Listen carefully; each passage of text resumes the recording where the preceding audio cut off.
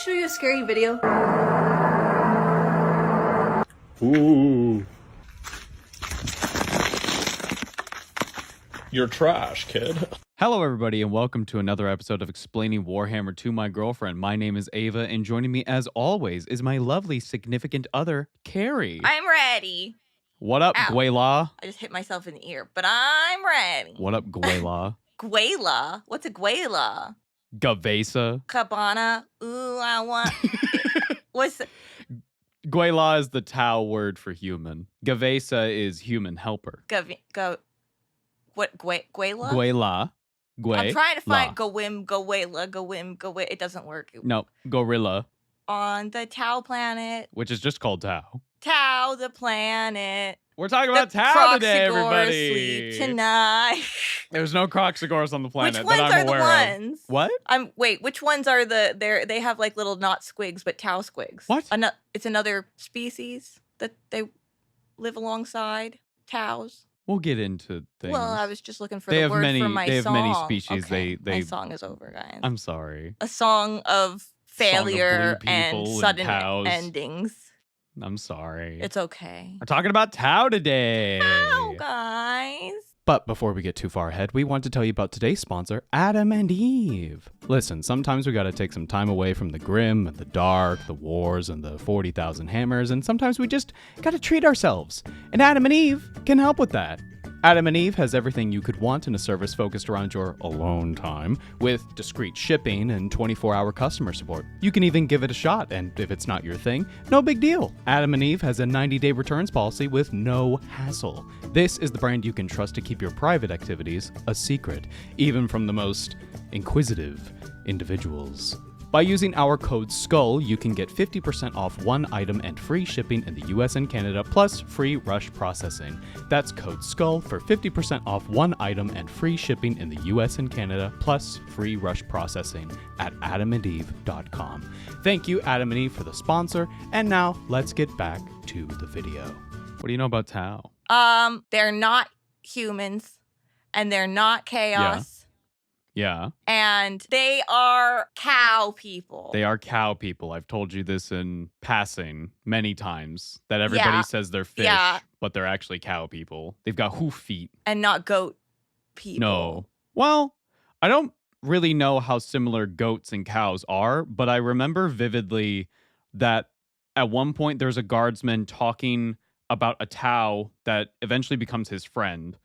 And he describes their teeth as being square, which I've only ever heard described when referring to cows. So like an herbivore. Yeah, very clearly herbivore, bovine-ish. All right. Do they chew cud? I don't know. Probably. You do you. It's just not a thing I I mean, do. I don't got no cud. They are aliens. No, yeah, exactly. What else do you know about Tau? Sometimes they get not very good writing. Oh, yeah. Because, yeah, that just happens sometimes with anything, I guess. Do you know how many Space Marine books just kind of suck? I guess, I don't know. I mean, I don't know how many Space Marine books there are. More than we could possibly read in our lifetime. Because I've got a few. Yeah. We got a little library over here. It's all black. The Black Library is like an actual thing in lore. Did you know that? I know. That's it's what a I was. Secret library. That was. I was being clever. You are clever. You're too clever for me. I try. I confuse myself. Anything else you know about Tau before we get into it? Perhaps they pilot some sort of. Oh yeah, they're like a lot of people consider them like the Japan faction. I'd say they're more of just a mishmash of all Asia. But yeah, there are some... Okay, well, I'm going there for food. Yeah. I think... Unless it's the cud. I think people more so think Japan specifically because of the gigantic mecha. Yeah. There's a look. Yeah, but there's like a mishmash of a lot of Eastern cultures in there. Yeah. We love a mech. Mechs are objectively cool. Objectively cool. Oh, man. So, are you ready to hear some origins about the Tau? Yes, I think so. Okay. Am I? Do you are. feel I am? I feel what you are. What if I'm not? Then you can ask questions, and we will go through them. That's dangerous. That's dangerous. We're starting relatively close to 40k. We're in like the 37th-ish millennium. So Horus is currently going off the rocker? Nah, he's been dead for a long time. Wait, what year does that happen? Spoilers. Sorry, guys. 30,009. Oh, Because the okay. heresy takes place over the course of 9 years. Horus is made War Master on the first year of the 31st millennium. So, yeah, like 30,009. All right. Yeah. So, Okay. this is about a couple thousand years later. So Canu's asleep. All the Primarchs are pretty much gone, or missing, or dead, or otherwise. Right. The galaxy is stagnant, except over in the eastern part of the galaxy. If we were to look at a galactic map, we'd be looking over in the east, whereas the Imperium is more on the west. It's kind of hard to think about it like that because space is like not flat. So Well, I was just trying to say, how do you define north? However an Imperium map defines You gotta it. just pick a thing. I guess you just pick it. It's really Unless helpful. there's any kind of a magnetic pull through space. Well, this was, maybe something to do with the warp. Maybe because it's like, they describe traversing the warp as Yeah. quite similar to traversing the seas. Right. So maybe there's some sort of northern idea. Yeah, there's something. When you look at an Imperium map, the Tau are going to be over in the east. Okay. Now, Yeah. on the planet Tau, or what would come to be known as the planet Tau, Right. these blue cow people were in their primitive state, and they were encountered by the Mechanicus. Now, the Mechanicus is doing what the Mechanicus do. They're looking for technology. They're sniffing around. They're scabbing about. Is there any Necron They're stuff picking here? up everything, every friggin' USB they find. Dude, wait. Can we get a Mechanicus game that is just Katamari Damacy and you're just rolling all the technology on the planet and it's getting bigger and Right. bigger and bigger? Oh, man. The King Cosmos is the Omnissiah. And he's going like, you have to get more technology, my little cutie. Oh. Yeah, I never understood what the heck those games were about. They feel a little bit like The Longing and like, what are we doing? King Cosmos knocks out a bunch of stars in the sky. Oh, right. And then you, his son, have to make new stars by collecting a bunch of junk. And then you send it up into space, and then he will make it into a big star. Guys, never forget when people tell you that we're all stardust. They mean we're recycling. Which isn't wrong or bad. I love Katamari. Such a good, comfy game. Oh. So, Mechanicus, they encounter Tau first. And they're nearing the planet when suddenly a warp storm comes in. Mysteriously. Just random warp storm. No. So, Mechanicus, they couldn't penetrate it. They turn around, they leave. And eventually, the Tau planet's forgotten about because, Sure. the Imperium keeping track Can't of get in. things. Absolutely not. That's not how we roll. Are you kidding me? Paperwork. Oh, man. Can't do it. Maybe it was like Macaulay Culkin's ticket for the airplane in Home Alone. I almost called it Left Alone. Left alone. And like, if Left you for go, dead. that's the problem. That's what happened to the tower. They got left alone. Yeah. Because you know how you can, like, if you pay attention at the beginning of the movie, you can see them, like, accidentally push his ticket into the garbage when they spill the milk. I've never noticed that. Oh, yeah. Like, right at the beginning of the movie, Oh, wow. somebody spills milk on a counter, and they clean it up really fast. And if you look at, like, the paper towels they throw into the garbage, his ticket is there, which explains why they didn't notice he was missing, because they counted tickets, counted kids. It was the right amount. Interesting.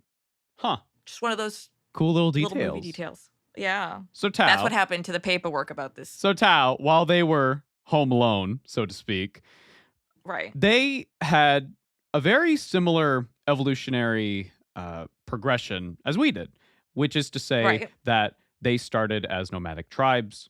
And over the course of their existence, they started to separate. And depending on the environment that they lived in, whether it be nearby water or in the plains or in the mountains or in the hills, they would evolve a little bit differently. Not like super crazy dramatic, but like the ones in the mountains would perhaps be like taller. Yeah. Whereas the ones in the plains would be a little hardier. They'd be a more muscular, more running, that kind of thing. The mountain ones, they're like those goats that can just scale sheer cliff. I keep thinking about that. We're looking at a mini right now of an ethereal, and I'm just looking at how it's standing, and that does look like It does. how goats stand on... Just stand on 90-degree rocks. Nature's crazy. Like it's nothing. So, as they progressed, they developed things like we did. They developed civilization, trade, cities, technology, yada, yada, yada. Now, sadly, similar to humans, they also found out, you know what's a really effective way of getting power? War. Oh. So, that's not hate great. that. It's time for a bit of story. Just a Oh, little bit. I like as a treat. story. During the darkest time of Tau history, known as the Mon Tau, which translates to the Death Age. Oh. While war raged through the lands, the different tribes battling for trade routes, alliances, strange lights appeared in the sky, a sign of the end of days. And as the Tau of the plains and air allied themselves to siege the mightiest fortress of the mountain Tau, a stranger appeared. Oh, no.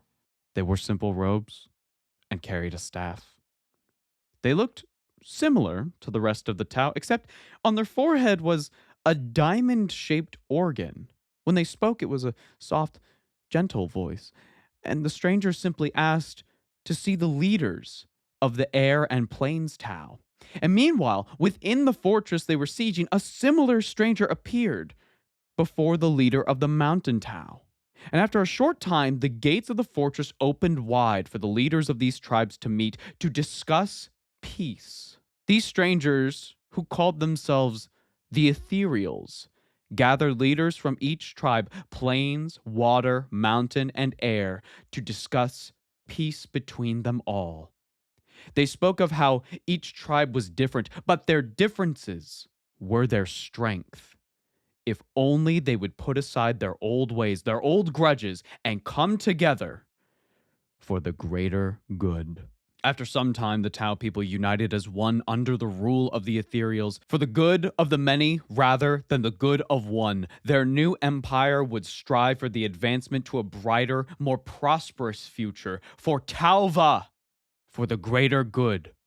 And with their guidance, the society and technology of the Tau launched forwards faster than anyone could imagine. Mechs, pulse rifles, spaceships, artificial intelligence, and more. I have a note from John here to really emphasize how crazy the Tau crazy the technological advancement of the Tau was. Okay. So I actually got the dates kind of wrong, but like the mechanics showed up a little bit earlier. They showed up in like the 35th millennium, according to the 6th edition codex. But regardless, all good. The technological advancement of the Tau compared to, say, humans, where it took us, tens of thousands of years to develop like a space utopia, it took them like 1,000, maybe 3 to just get arguably more technologically advanced than humans. Cool. We love to see it. And that's how the Tau Empire was formed. Crazy. Any questions? Not so far, I don't think. Okay. So, let's talk about the greater good. Yeah. The greater good is the foundation of the Tau Empire, based on a caste system to allow progress towards a better future. The caste system is divided into 5 groups, named after an element of nature that symbolizes their purpose. You have the fire caste, which are warriors, soldiers. Most of the time when you're looking at Tau on the tabletop, you're looking at a fire warrior. Right, because the Fire Nation attacked. Exactly. Got it. Then you have the Earth caste. These are the largest castes. They are farmers, engineers, builders. They maintain a lot of, infrastructure. Yeah. And then you have the water caste. These are your diplomats, your merchants, your historians, your artists, your spy masters. Oh, interesting. And far more. Water castes are probably the most diverse in what they can be. Yeah. So sounds it. It's really interesting because yeah. If someone says, yo, I'm from the fire caste, you know what they're about. They're gonna smack you. Someone's from the earth caste, like you probably built stuff. And if someone says, I'm from the water caste, you go, what kind? What's your specialty? Are you a spy master like that guy from Game of Thrones? Or are you a guy who's just really into history? I don't know. Right. Yeah, who knows? And finally, we have the air caste. These are your pilots, and they also handle space trade. Long. They are very long. They're, as we talked about earlier, the Tau are biologically somewhat different. Fire castes are more muscular, a bit hardier, whereas the Earth castes, somewhat shorter, more stocky. Right. Water castes, fairly average. Although they do have more elongated faces, somewhat. And then, as you can see with the air castes, they're quite long. But above all of these castes are the Ethereals. Wise philosophers who rule with absolute, unquestionable authority. Nobody questions the Ethereals. They're our leaders. Okay. Now, nobody has ever questioned them? someone has, but we'll talk about him later. Oh, okay. He's cool, don't worry. A Tau's role in the Empire is based entirely from your birth, passed down from your parents. You are the caste that you are. That's it. We are who we are. It is forbidden by the Ethereals for caste to interbreed, as it might interfere with the efficiency of the Empire. Okay, well, this is why you're all looking so different after a couple Well, exactly, generations. right? So, if you're tall, you're going to be an air caste. I was about to say from a crowd, you could probably pick out different castes, but that's not entirely I mean, you'd have to be true. looking for, Yeah, looking at this, you'd be looking for specific features. exactly. But you'd also have to... But there are going to be mutations. Absolutely. But I was thinking of it from an Imperium perspective, where the Imperium, being incredibly xenophobic, are probably just going to be like, that one's taller. Oh, yeah. That's it. While all Tau share general similarities like blue skin, bovine hooves, teeth, elongated faces, and their nose is actually just like a line in between their eyes. It's really interesting. So you see here, that's their nose. Oh, they're sniffer. Yeah, they go. Oh, but they go like that.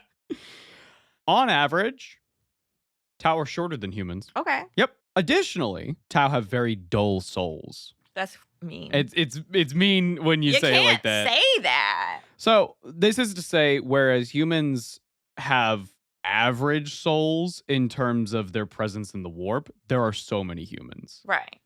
Where the campfires. Yeah, we're pretty average campfires. Whereas you look over at the Eldari and it's like an inferno. And they then got high beams on. You look at Tau and it's just like a little speck, like a little spark, but like there's nothing really there. So they don't really interact with the warp at all. Okay. They don't be fucking with any magic.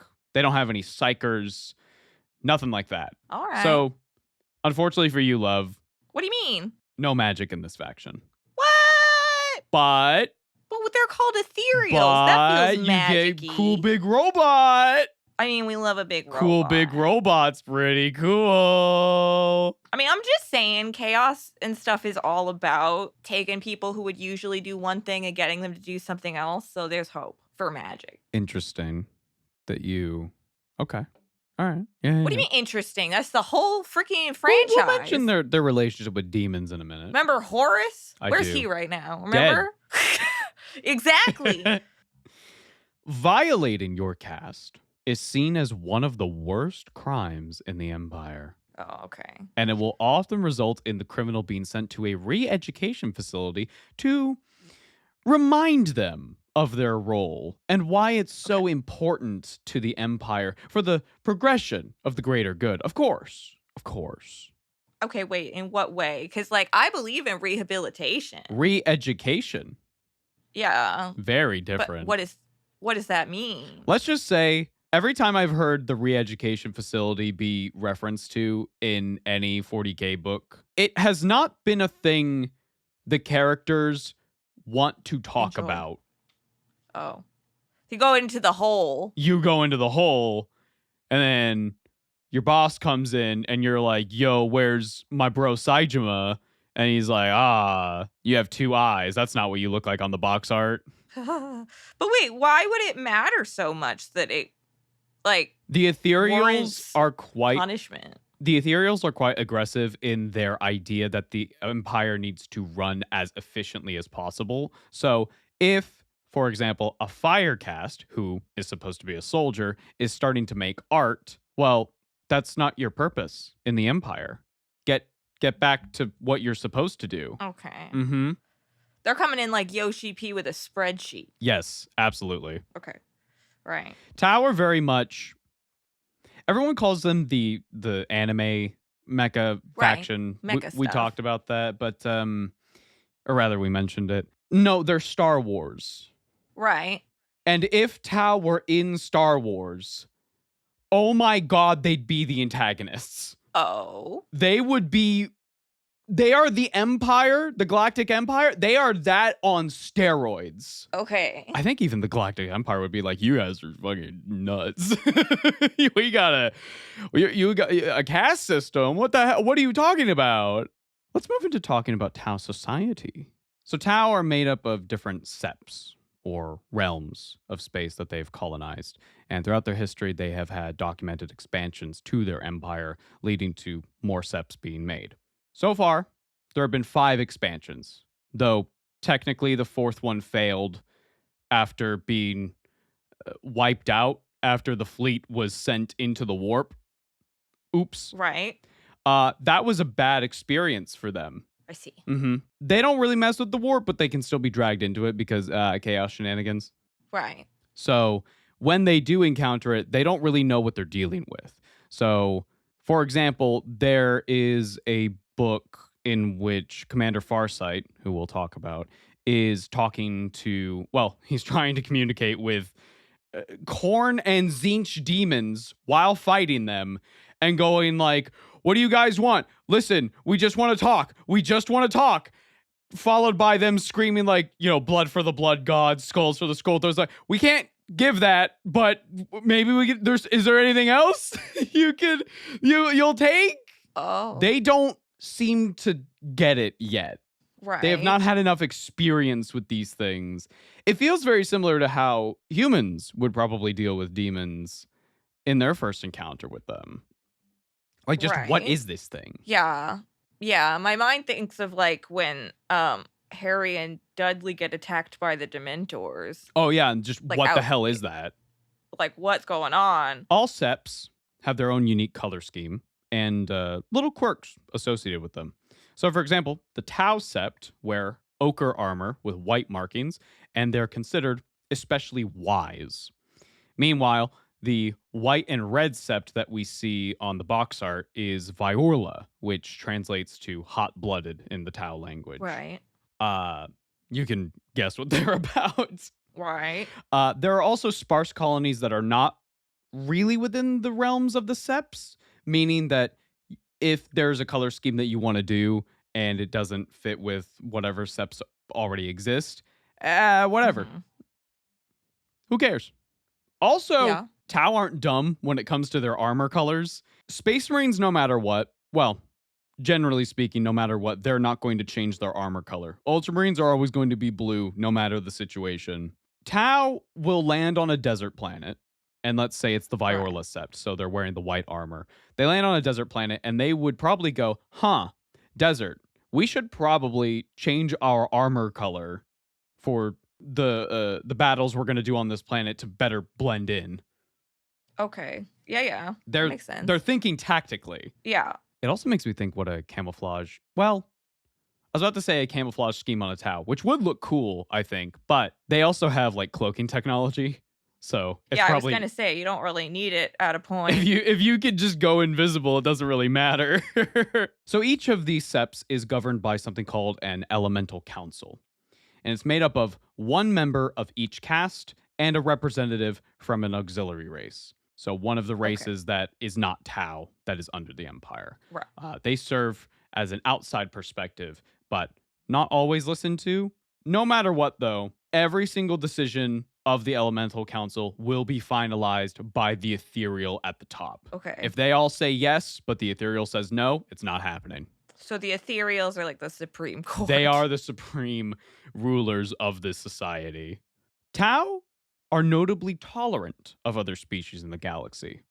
If diplomacy fails, even during the resulting battles, they will constantly offer a ceasefire so long as the opposing side agrees to join the greater good. Okay. There have been multiple instances of Tau talking to Space Marines and going like, guys, if you just chill out for 1 second, we can maybe work it out.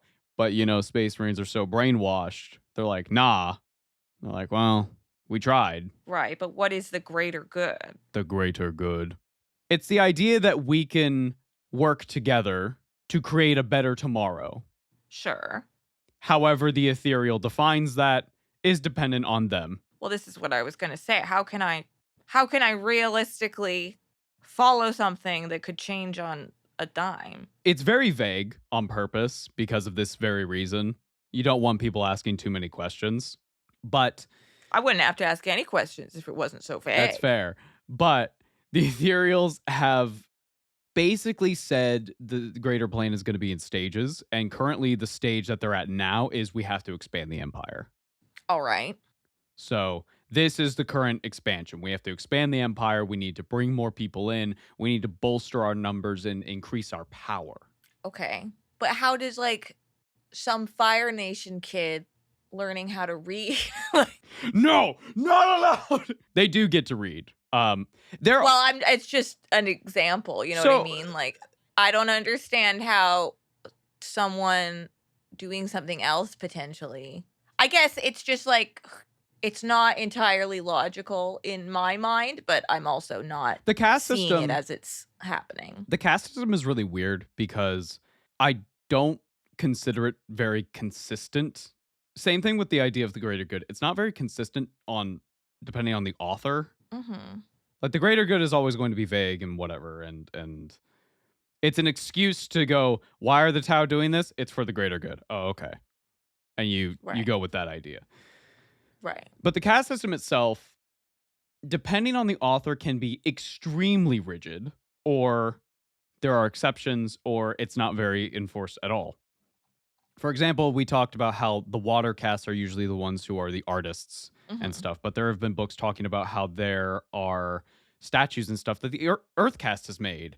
And this goes into a bit of an issue where a lot of Xenos races for 40k books, I wouldn't consider them super, what's the word I'm looking for?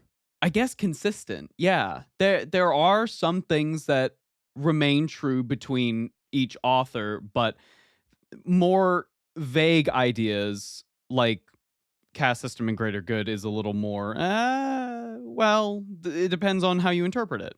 Mm-hmm. So this is really just leading me to say this is the information I really have for you. Right. Sadly. Yeah. Mm-hmm. I would love to go into extensive detail about how each of the caste system is like integrated and have that be consistent throughout all the books. But sadly, that's not what we're looking at least right now, Mm-hmm. Mm-hmm. Mm-hmm. which really stinks because I think Tau Society is really interesting. And I'd love for them to go Fair. into the idea of this greater good. Like, what does this actually mean? Yeah. 'Cause they well, want to I mean, It seems they want to unify the galaxy. And if you're not down with that unification under ethereal rule, that's just what the Empire is doing, or what the humans are doing. yeah, they're just a little more tolerant about it. They're not. For now, they don't For really now. have the chips. The Tau This is are where I get concerned with a not so specific mission statement. Yeah, it's for the greater good is very much the same idea as shouting for the emperor. It's like, what does that actually mean? We Yeah. have to eliminate this planet. Why? For the greater good, for the emperor. You just said the same thing. Yeah, pretty much. It's for this vague idea of this thing that I think is good Yeah. and that I believe in. These are good questions to be asking, love, because there's a character we're going to talk about, and his whole deal is he just asks a question. Wait, what is the greater good? Right. Well, how else am I supposed to go towards it? Yeah. And I guess it really puts us putting my mind into the mind of a Tau. Let's say I'm a baby Tau. Right. I am born into a fire caste. My mom and dad are fire castes. And so I'm going to be a soldier. And so from day one, you're told, hey, you're going to be a soldier. This is the greater good. This is what you do. Right. You go, oh, okay. You don't know anything else. So Okay. Yeah. I don't know. It's making me just think I really want to see like a book that really explores this. Right. Like day-to-day life.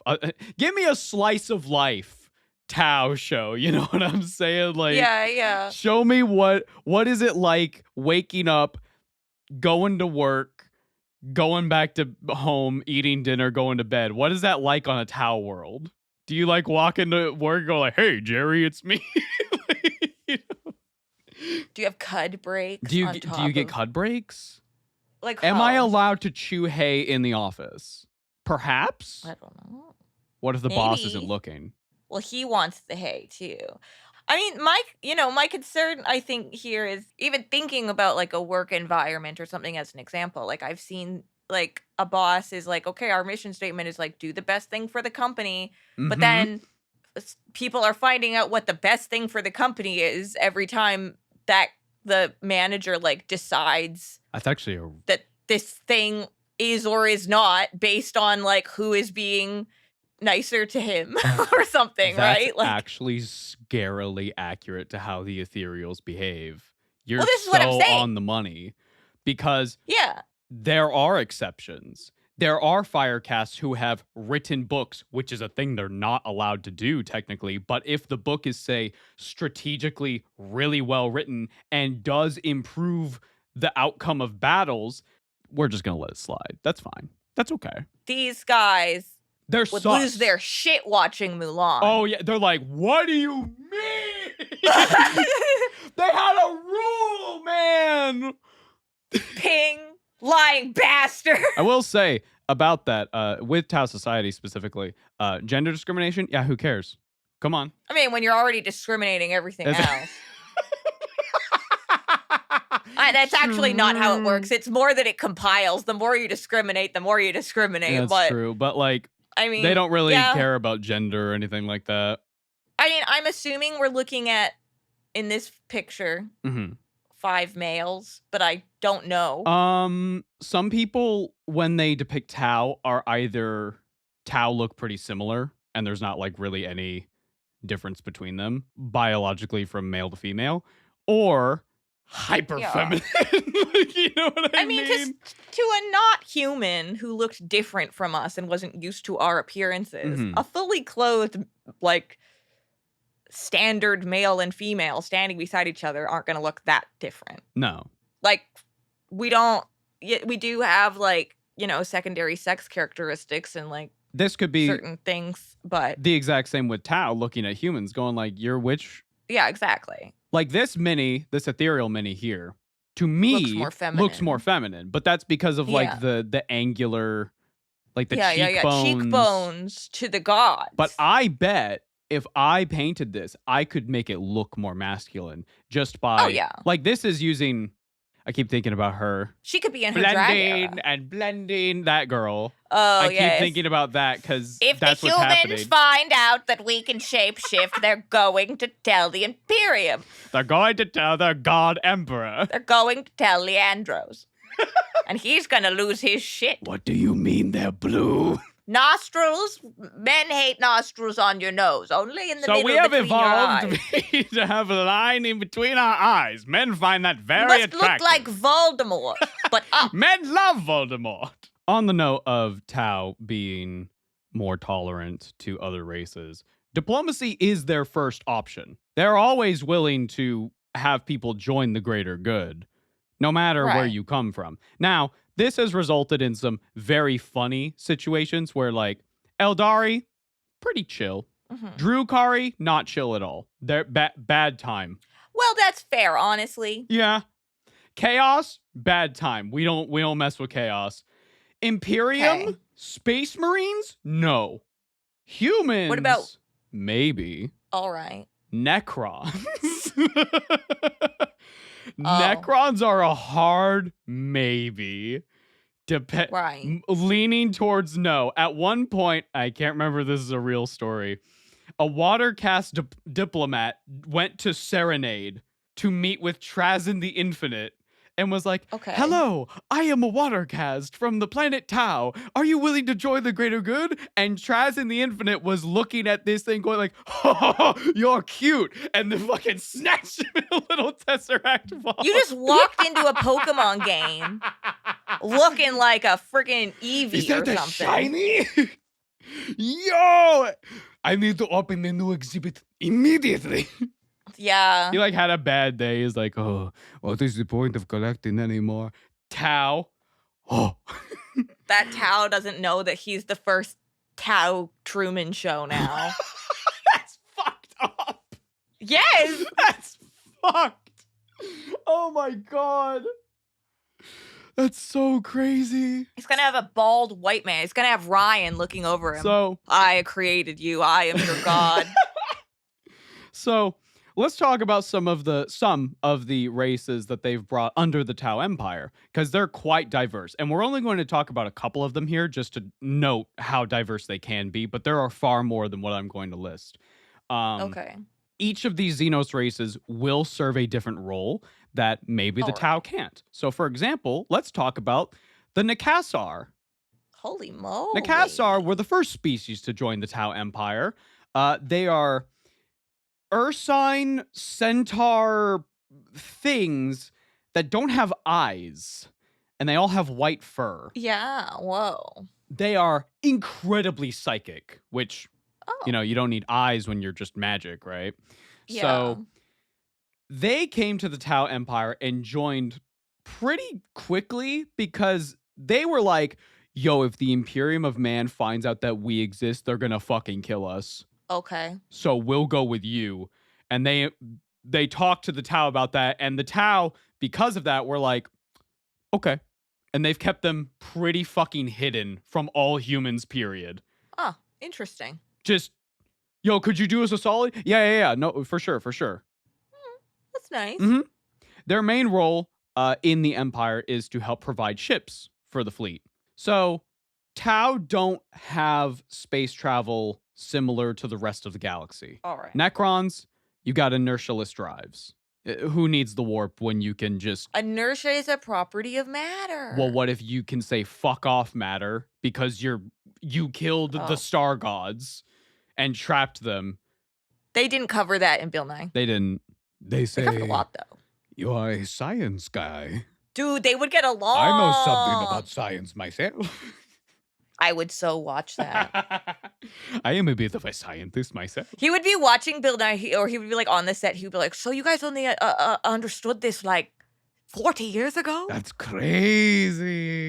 Y'all are so we cute. figured this out 65 million years ago. So Necrons, they don't use the warp at all. They just fucking go because they're essentially the masters of the universe. They've already min-maxed this shit. They've got the teleport points all unlocked. Exactly.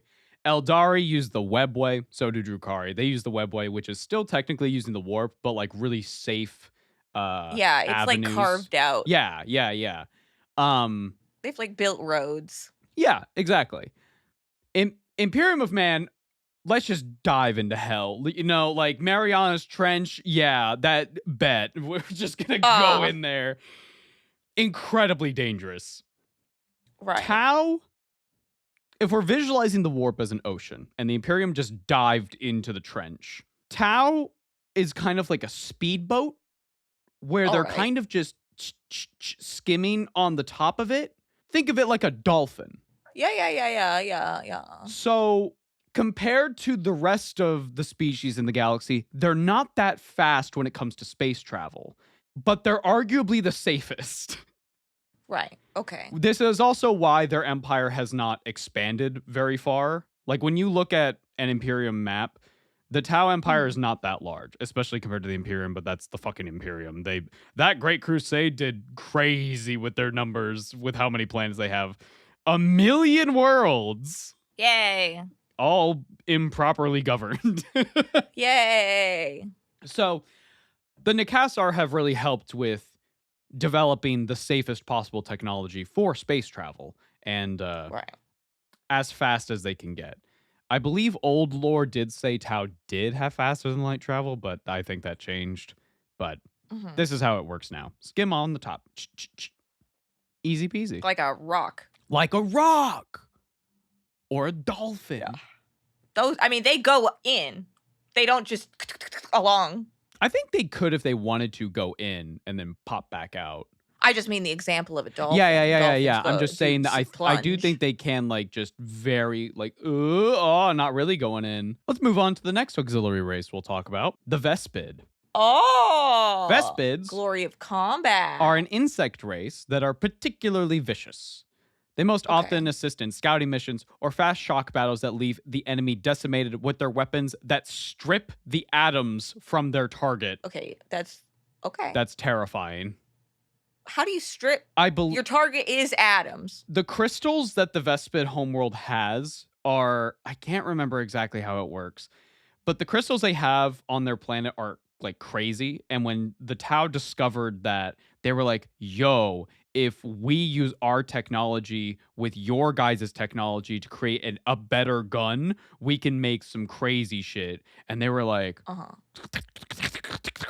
were like, Okay, yeah. clicky click click. And I think of it somewhat similar to how Necron beams work. Do you remember when we watched Pariah Nexus and someone got shot with like a Necron beam and it like kind of started spreading? Yeah. That's how I It was very like imagine it. Mars attack. Yeah. So, to the Tau, it was originally thought that the Vespids would never join the greater good. That is, until the Ethereals provided to them a custom communication headset.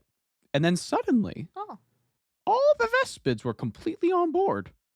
No questions asked. They were absorbed into the Tau Empire, and they've served loyally ever since. This is what the device looks like. Yeah. So the Ethereals are pretty sus. Yeah. Ever since they, kidding. came down from the sky suddenly, they're like, yo, peace. And everybody was like, yeah, totally. For sure, man. That's sus For as sure, hell, man. man. The next species to talk about that will probably get their own dedicated video are the Kroot. Kroot, this is what I was thinking. Yeah, these guys are cool. These guys are an avian humanoid Xenos species that are capable of eating anything and using it to rapidly evolve with the desired traits of the species that they've consumed. Okay. Their entire culture is built around it. It's really interesting. I would love to do a deep dive into their culture. I think it's awesome. They're so fucking cool. Yeah. After orcs had taken over several worlds that the Kroot had occupied, the Tau were inclined to help their planetary neighbors. The Kroot agreed, and after 10 years of war against the Green Tide, together they eliminated the orcs from the Kroot homeworld of Peck, and they have been allies ever since. Gotta just love that GW naming scheme. The Kroot, the chicken avian bird guys, come from the planet Peck. Okay. Love that. Yeah, that's good. Kroot and Tau have a bit of a unique relationship.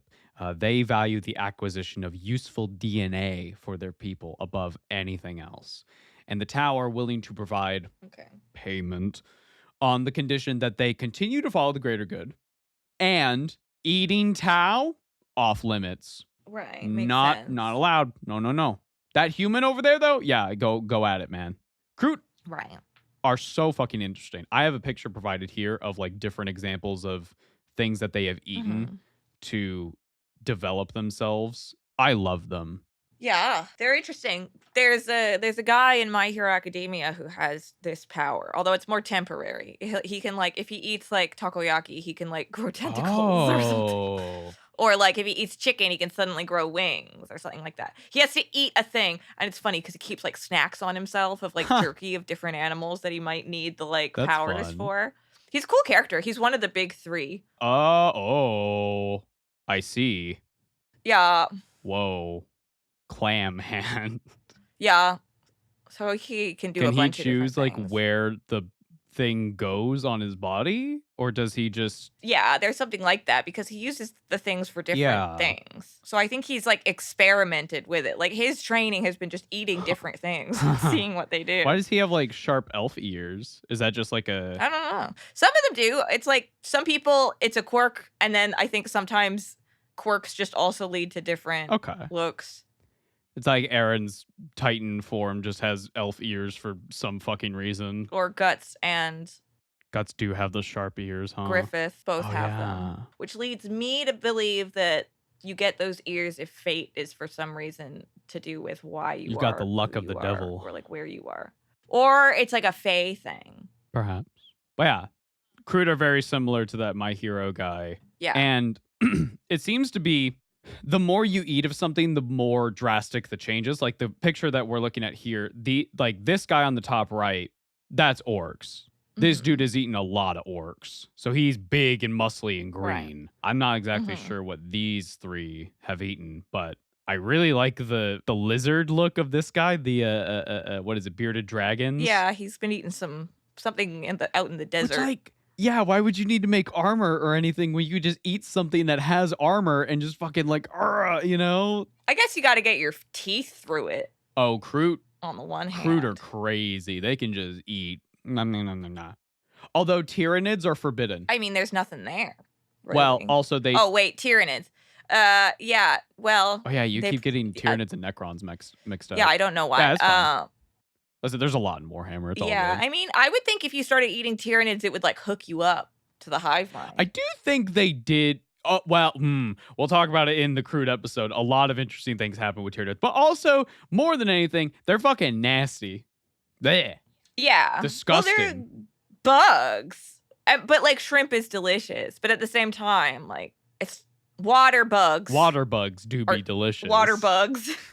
I do think Kroot did try to eat living metal from the Necrons at one point, and it didn't end well. So they are also forbidden. Kroot will look at anything in the galaxy and go, wood. Wood. My tummy be a grumbling. Ooh, tree. Yes, dude. Oh, man. Hey, let's talk about the scariest auxiliary race they have. Okay. Humans. Spookers. Spoopy. Gue'vesa. Oh. Guela, as we mentioned at the start of the episode, is the word for human. Gue'vesa is human helper. We're talking about the Gue'vesa. You know how the Imperium sucks? Most Tau can't comprehend it. Like, okay. Me too, guys. Straight up, there has been a moment where a water caste is descending onto an Imperium hive world to like meet with them and discuss things. Okay. And the ambassador is just like, oh, look at those awful ruins. And their assistant comes up and says, Ambassador, people live there. What? What? They cannot comprehend the living conditions of the average Imperium citizen and go like, you guys are still down with this? What? Yeah. Like, where? It's like when they turned off TikTok and everybody started going on the various Chinese apps. And everybody in China was like, y'all live like we this? thought that Holy was propaganda. shit. It's like, no, that's real. We don't have free healthcare. No, yeah, we don't have Like, healthcare. It's crazy. Like, it's to the point where Tau, like, even the most cynical Tau, like, let's say there's a Tau who's like, I'm not with the greater good. They're looking at the Imperium going like, what the fuck? But I'm not with that. That's crazy. Most of the Gue'vesa within the Empire are descendants of abandoned guard regiments, abandoned Imperium colonies, entire populations of people just left to die. Because fuck it. We don't care. The Imperium, yeah. Well, I mean, once you pull out of a place, sometimes, that's a fact of war. Is sometimes people get left behind. Unfortunately for the Imperium, Ohana doesn't mean family as much with the Imperium. Imperium is like, you're replaceable. So because of this, many humans in the Empire are extremely loyal to Tau for giving them things that the Imperium just doesn't, such as houses, clean water, basic needs, food. Yep. Yeah, that helps. There is a part in a Tau book called Crisis of Faith. It's like in the very start where there is a inquisitor who is infiltrating a Tau world to like go like, what? How are they like making this work? We have to like get intel on them. We have to like kill them from the inside.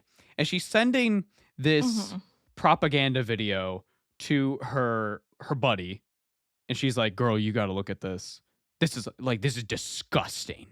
And the video starts with an Imperium hive world, unedited, and it's just like, look at these people. Okay. And it's like people starving, eating cats and dogs, eating each other. Oh my god. It's like, look at the conditions you have to live in. Here's this dirty water, and it's just interspliced with like, and here's what a Tau world looks like, and it's like, It's just night and day, and like it's very much a propaganda video going like, look, Right. if you just serve the greater good, you can have things like clean water. And that's enough for a lot of Imperium citizens to be like, really?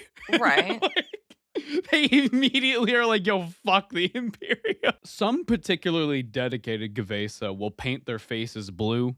They'll shave their heads. Okay. Or they'll just start tattooing Tau symbols onto themselves. They're like, Oh. yo, I want to be just like you guys. And Yeah, they're locked in. and the Tau are like, you're not like us. Yeah, listen. It's cute that you want to do all that, but you don't need to be doing all that. They're like You don't- Kendrick. you don't need to be doing all that. They're like, you can't Gue'vesa. fake influence. Damn, Guela, you live like this. What do you mean your water's brown? What are you talking about? Where do you live, Flint? This is my house. Guela, that's a box with some dirt. Yeah, that's my blanket. Do you like it? Oh, you guys aren't doing good. Humans in the Tau Empire, initially, if they're brought in from like guard regiments and stuff, they're pretty negative to the Tau at first. And they're like, I don't trust you for shit. But over time, they typically will go like, okay, I vibe with you guys. There was I think it's from the book Fire Warrior, where, or maybe it's like Fire Caste. I can't remember the name at the top of my head. It's a guy from a guard regiment who talks about how he got wounded in a battle with a bunch of Tau. All right. And a fire warrior comes up to him and he like starts helping him up. And he's like, what are you doing? And the fire warrior is very kind and is just like, you're not a combatant anymore. You're wounded. And he's like, I hate him. I hate him so much. And then it cuts to him like reminiscing about his time. And he's like, that guy became my best friend. Oh, it's like enemy mine. Yes. That guy was my best friend. Dennis Quaid is here, guys. And you know what the tragedy is? You know how humans, we live on average like 80 to 100? Yeah. Tau live like 50. Like 50 to 60. So his best friend is gone by the time he's reminiscing. He's like, I miss him every day. Yeah. That was my bro. Oh. I miss the jokes he would tell. I miss the times we would talk and like our cultures like wouldn't mesh, and then we would just laugh about it and we'd share drinks. Oh, you gotta live on. Oh for man, him. it's take forth his legacy. That's the kind of story in 40k that I love because it's so interesting. Oh, we gotta watch Enemy Mine. I do want to watch Enemy Mind a lot. I need to see that weird reptile guy. And Dennis Quaid. And Dennis We love Quaid, Dennis that's Quaid. true. However, Tau, generally speaking, when it comes to humans and their attitude towards them, varies wildly upon the Septs. Mm-hmm. After the failed fourth expansion and the catastrophe caused by the forces of chaos, the elemental councils had to come together and go, yo, what do we do about the humans? Right. What do we do about them? Because if they can all turn into chaos worshippers, that's a fucking problem. Can they all do that? Do they all want to secretly do that? What's happening? What are we going to do? Right. So some Septs were like, no, that's not all of them. That was just a weird cult. We're not going to do anything. Things are just going to be normal. That totally doesn't happen every single time. Other Septs were like, fuck them. We're not taking the chance, and would just massacre entire human populations. Incredibly violent. And other Septs, there might be some evidence that some other Septs have been quietly introducing a sterilization chemical into the human population's food and water supply, but you know, those are only rumors. Right. Honey, why can't we have a child? I don't know. It's very strange. What do you think, Ethereal? Yeah, I don't know. Guela, it's a mystery. Maybe it's the air. Maybe it's just a bad time of year. So, you know how the greater good is the thing? The greater good does allow religion to be practiced underneath it. Okay. As long as your religion does not interfere with the greater good itself. So if your religion is like, kill all aliens, maybe stop practicing that. But there are a lot of humans under the Tau Empire who are still like, yep, God Emperor, that's my guy. That's my dude. Right. If you are in the military, though, and you start increasing in rank, some of your Tau commanders will be like, hey, man, yeah, cut it out with that God Emperor stuff. Yeah, lock in, bro. Come on. So all in all, the auxiliaries of the Tau Empire live efficiently, not harmoniously, together. Happy. Let's talk about their technology and their military because it's really interesting. So it's time to talk about the mech suits. We love mech suits. It's time for mech suits. Their mech suits are called battle suits. Okay. These are mech suits that are neurolinked with the pilot, allowing it to act like an extension of their bodies. Okay. Think like Evangelion. Yeah. But instead of the little hair clips, it's like a not to get too graphic. There is like a plug that goes into your brain. A bit more Escaflowne-y. A bit more Escaflowne-y. That's probably a better comparison. But battle suits are incredibly fucking fast. Right. And most can fly. Some are specialized for stealth, others for speed, others for firepower. It's all dependent on what job specifically needs to get done. Yeah, makes sense. So you have like everything from, oh, it's like a little bit taller than a Tau, maybe the size of a human, to this thing could crush me with its foot without thinking. Yeah. They're awesome. They're a highlight of the army, and they should be because mechs are, again, pretty objectively cool. Yeah. I love their weird little bovine feet. Yeah. I love their little faces. I love the ghost keel the most because, I don't know, there's just something about it that just speaks to me. If I was to ever get a Tau Mini, I'm probably going to get the ghost keel first. God, they're so adorable. Note on the Neuralink that allows them to pilot it. It does make them feel pain if they are damaged. Cool. We love that.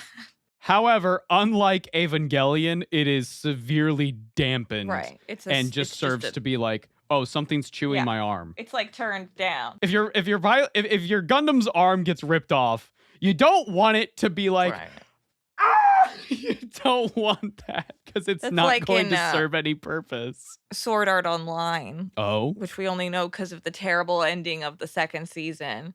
Because when he's fighting Creepy McCreeperhead. Yeah, in the parking lot. No, like in the game. Oh. He's like an admin of the game. So he like goes into Kirito's like account and turns off his pain dampening and then starts stabbing him. Oh, yeah. At one point, it's just like, bro, chill out. Anyway, Tau. Tau guys. All right. Let's talk about Tau guns. Okay. Imperium, they've got las guns, which, depending on the author, are either weapons of mass destruction or flashlight beams. All right. There is no in between. Tau, more often than not, describe their guns as weapons of mass destruction. Okay. The primary weapon across all Tau technology are plasma weapons, rail guns, fusion cannons, that kind of stuff. Fucking Star Wars. Right. Yeah. Death Star kind of stuff. Exactly. Most common for infantry among the Tau is the pulse rifle, which is your standard sci-fi weapon. Lasers. Instead of like laser beams, though, it's like little orbs. Okay. Far more powerful than anything the average Imperium soldier has. Right. This also helps that Tau warriors are far better trained than Imperium soldiers. Imperium kids, like, you wake up, they're like, can you shoot a gun? Yeah. Get out there, soldier. We need you. And then they, on average die within the first 14 hours. Meanwhile, a fire warrior is like, I've been training for the last couple years. Right. Time to die, dumbass. Right. Yeah. Though in melee, Tau are not very good. Like tabletop wise, their skill is not in melee. It is definitely, the idea is you want to kill the enemy before they ever even know you're there. Right. Fair enough. And it's very helpful with guns that, there was a horrifying passage I read once that was describing what a Tau blast actually does to someone. And it was a shot from one of their mechs. I think it might have been a Riptide or maybe a Broadside. I don't remember. But it shoots through a tank. And it describes how the tank was there and now there is just a circular hole in it. Ah, yes. And then everything around it explodes. Oh. And all I could think was just, God, please let the orb hit me. It'll be so fast. I won't even know. Like, just if I'm fighting that thing, you better hope you get directly hit. Fair enough. Yeah. Horrifying. Their vehicles aren't much better in terms of the horror scale. They have powerful floating tanks that, again, shoot a bunch of lasers and missiles, and they're all named after fish. Barracuda. Fish. Swordfish. Devilfish. Earthfish. Earthfish? Yeah, I don't know why they're Earthfish. Earthfish. The most powerful of Tau weapons, the cuttlefish. Oh.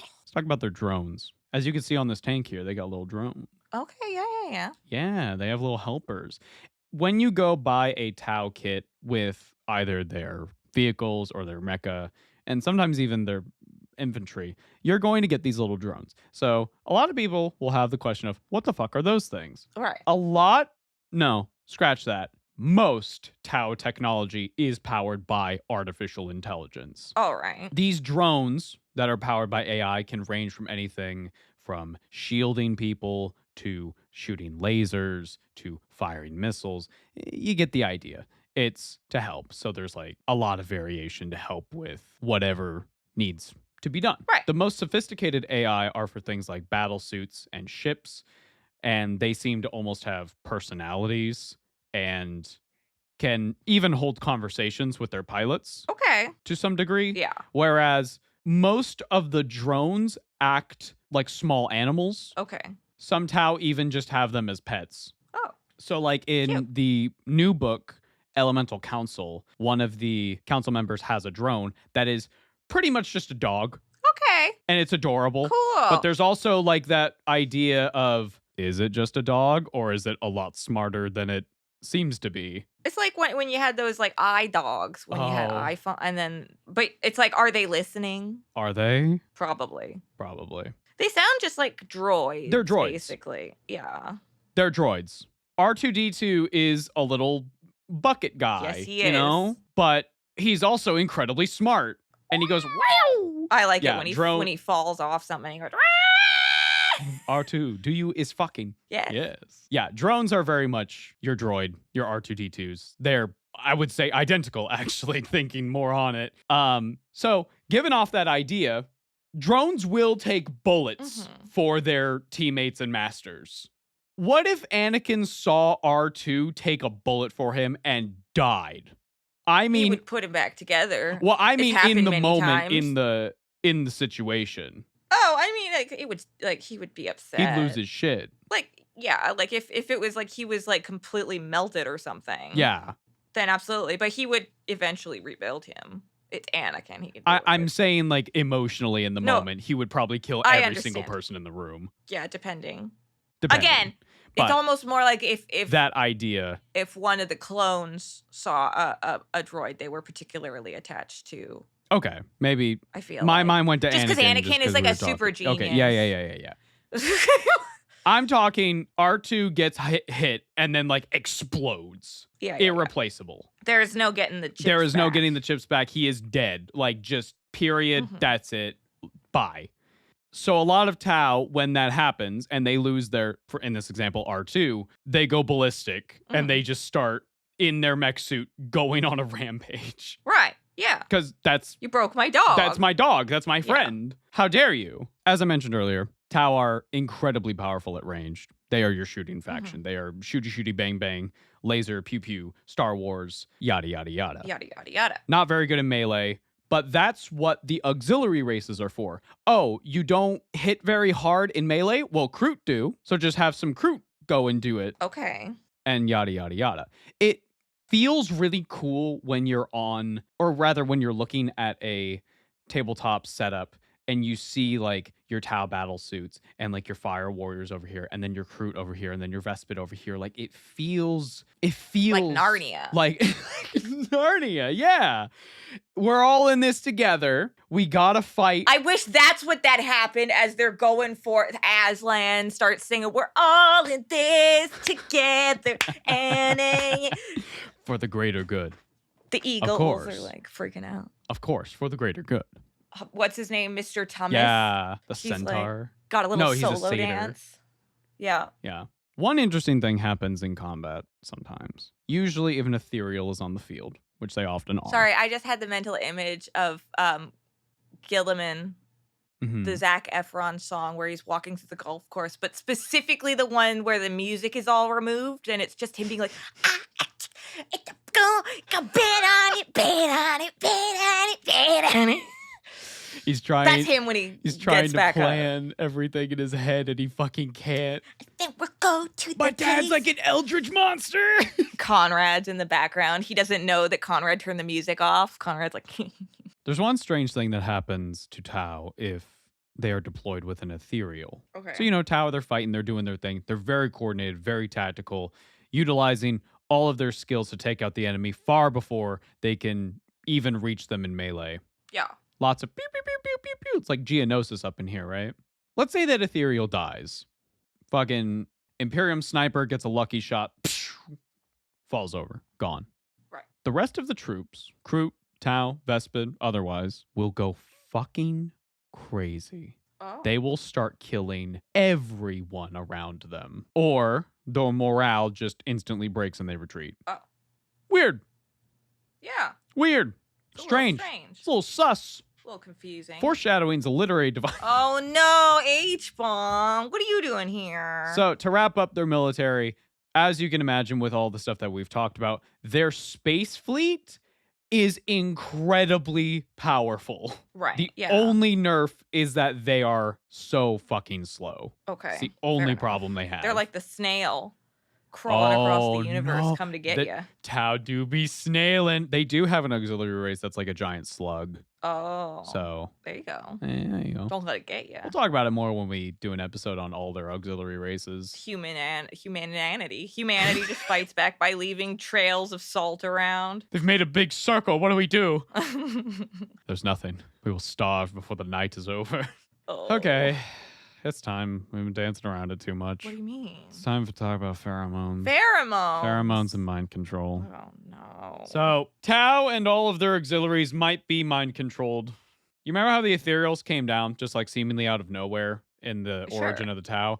Well, I mentioned that they have this weird diamond-shaped organ in their head. Yeah, that's where the nose is supposed to be. It may or may not spit out pheromones that let them control the other species. Oh, they're like those deer with the pheromone spots on their head. Maybe it's some sort of mind control that's like a minor psychic power they have that even they are not aware of. Okay. It's- Is this coming from any kind of evidence? So, an Ethereal can and has, in a couple books, told Tau to die or eliminate themselves. And they've Right. done it without question. Okay. Right. Whether that's mind control or unfaltering loyalty depends on the author. I mean, in Naruto, there's like the one family that's like sworn to like always obey the other family. And like, so that's a thing. Mm-hmm. There Yes. have been, even in our history, there have been several cultures and civilizations where you are so loyal or the authority is so Oh, yeah. powerful that if they're like, yeah, do it, it's like, all right. Yeah. Also, like with the different species, like a difference of behavior. Oh, doesn't- 100%. Like you couldn't, it's a bit asinine to go. I'm very aware I don't have all the info. But like, if it's just that, like, I wouldn't jump to psychic influence first thing. So the mind control thing might straight up be Imperial propaganda. Yeah. The Imperium has interrogated and even dissected several Ethereals to try to find out what the answer to this extreme, unfaltering loyalty is, and they have found nothing. They have found Okay. no concrete answer.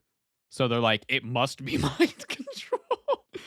I think it would be so funny if the Imperium is so fucking backwards and so incredibly like the Imperium is constantly falling apart. So it would be really funny for them to look at this faction that has this amount of loyalty and go like, I don't get it.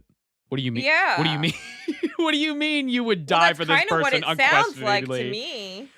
So it's really weird because there is a lot of mystery around the Ethereals. Like people do listen What to them. Kendrick said, you can't fake influence. You can't fake influence, but like they came out of nowhere, Right. down I like from the old sky. ones. They talked to the at the time tribes of the Tau and were like, yo, peace, and they achieved it. And then suddenly, only a couple thousand years later, yeah, we're in fucking space and we have like some of the best technology in the galaxy. What? I mean, to be fair, that's kind of what happened with Japan after they like opened up to like international. Oh yeah, because they influence. were isolationists for quite a long time. Yeah, and then they had like a huge boom, and it's likely partially due to just like a different mindset, having Mhm. access to the ability to kind of play with tech that they'd never had access to. But there before. is that angle of just where did these guys come from? Like, where did these Ethereals? They seemingly I mean, came the out of the fact that sky. they literally just burst from the sky is a little sus, but also like, Mhm. don't they know? Well, I don't think they would tell you. Well, have we asked? I don't think a Tau would find it polite to ask, or if it would even cross Isn't their it- mind. Isn't it more impolite to ponder on it or wonder about it than to just ask? I don't think they would even wonder about it. They would just be like, yeah, they're the Ethereals. They've always been around. Are you kidding me? But Absolutely. they have, like, that's what we were just talking about. They came out of the sky. Well, that was also thousands and thousands of years ago. And again, Tau lifespans are like 50, 60, right? So this was generations upon generations upon generations ago. In fact, most Tau probably consider the origin of their empire to be almost mythical at this stage. I mean, the native peoples of my area believed that we were orcas that one day stood up and walked out of the ocean. Which, fair enough. I see it. No, like, that's freaking rad. Yeah. I do not vibe with the ocean anymore. I'm cold, man. I'm cold. So, like, it's interesting to me that what sounds like it could be, have at this point become like an oral or written, almost kind of like religious traditional story. Mhm. That wouldn't kind of become to be understood to be exactly that in a society that is so otherwise seemingly intelligent. Like, it is odd to me to reach such intelligence and not ask questions. I think it is with the amount of propaganda that the Tau do. They do a lot of propaganda. I think Doo-doo. at one point, the general Tau society did know of like how exactly did the empire start, and they did know, and the Ethereals knew, Right. and they were all very open to it. But so much time has passed, and so many things have Right. been written about it that the general idea of how did our empire start is probably incredibly different to how it actually started. Right. Yeah. Yeah. And there are a lot of theories out there as to where did the Ethereals come from. Some people theorize that it's maybe the Eldar playing God. Right. Eldar were creations of the old ones, and they are very psychery, so it would not be out of the question for them to maybe either biologically develop or take a Tau and biologically enhance them via some means to go back and like lift up this society. They're like, well, the old ones did it. Why can't The we? Tau's out on a little walk, and then some weirdo runs up to them, does a bunch of hand signs, and is like, "Look in the mirror tomorrow, you'll have a surprise," and then runs away. And then from there on, they're like psychic and stuff. Mm-hmm. But the truth of the matter is, we don't know. Yeah. We have no idea where the Ethereals came from, Or at least why they're different. or why they're different. What is that like diamond-shaped organ in their head? We have no idea. Because my mind goes, to ask that question, you could say the same thing about the Earth Ethereals or the Fire Ethereals. But that's all biological. Like, that's natural evolution over the course of however long. But how that do we know this happened. isn't? Well, yeah, that is. Yeah, I don't know. It Maybe could be. some of them just flew off to a different planet, existed there. Clearly, they're affected by their environment. What if it's sort of a Monster Hunter situation where the Tau were a mighty empire and they were like incredibly advanced, and then some tragedy happened, knocked them back to the Stone Age, but some of them were like already in space, and then they were like, let's wait for a minute. They come back down and they're like, hey guys, let's bring it back. in Tokyo Mew Mew, Okay. my favorite Mew magical Mew girl power anime. with Ichigo, the strawberry cat. I Mew Mew remember style, these things. Mew Mew Grace, Mew Mew Power in your face. That was the English version. The Japanese was like, for the Earth's future, we will be of service. They made it into a That rap. feels very Tau. Yeah, For the well, greater so good. because Tokyo Mew Mew is like, it's basically Sailor Moon, but the environment. is Okay, what we're yeah. fighting for, Captain right? Planet. Yeah, kind of. But so the whole thing is like, the reason these girls have to become like heroes and like fight to save the Earth is because these aliens are coming down, and they're like basically turning animals into monsters to like attack humans to get rid of humans.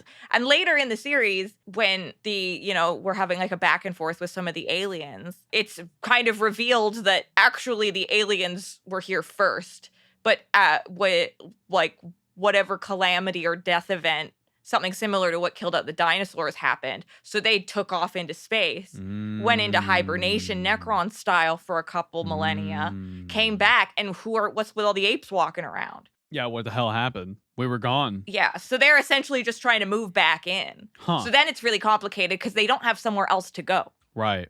Interesting. Usually when you have like an alien invading Earth in some media, it's like, oh, just go back to wherever you're from. But they have a ship. We live here. Yeah. No, that's so really it interesting. creates a really interesting kind of, how do we solve this? Mm-hmm. Hopefully through peace and friendship. Yeah, hopefully everybody can just get along. Yeah. But what if there was also a diamond With in their head, transformation and sequences. they Hot were guys. mind controlling and shooting pheromones out into the atmosphere.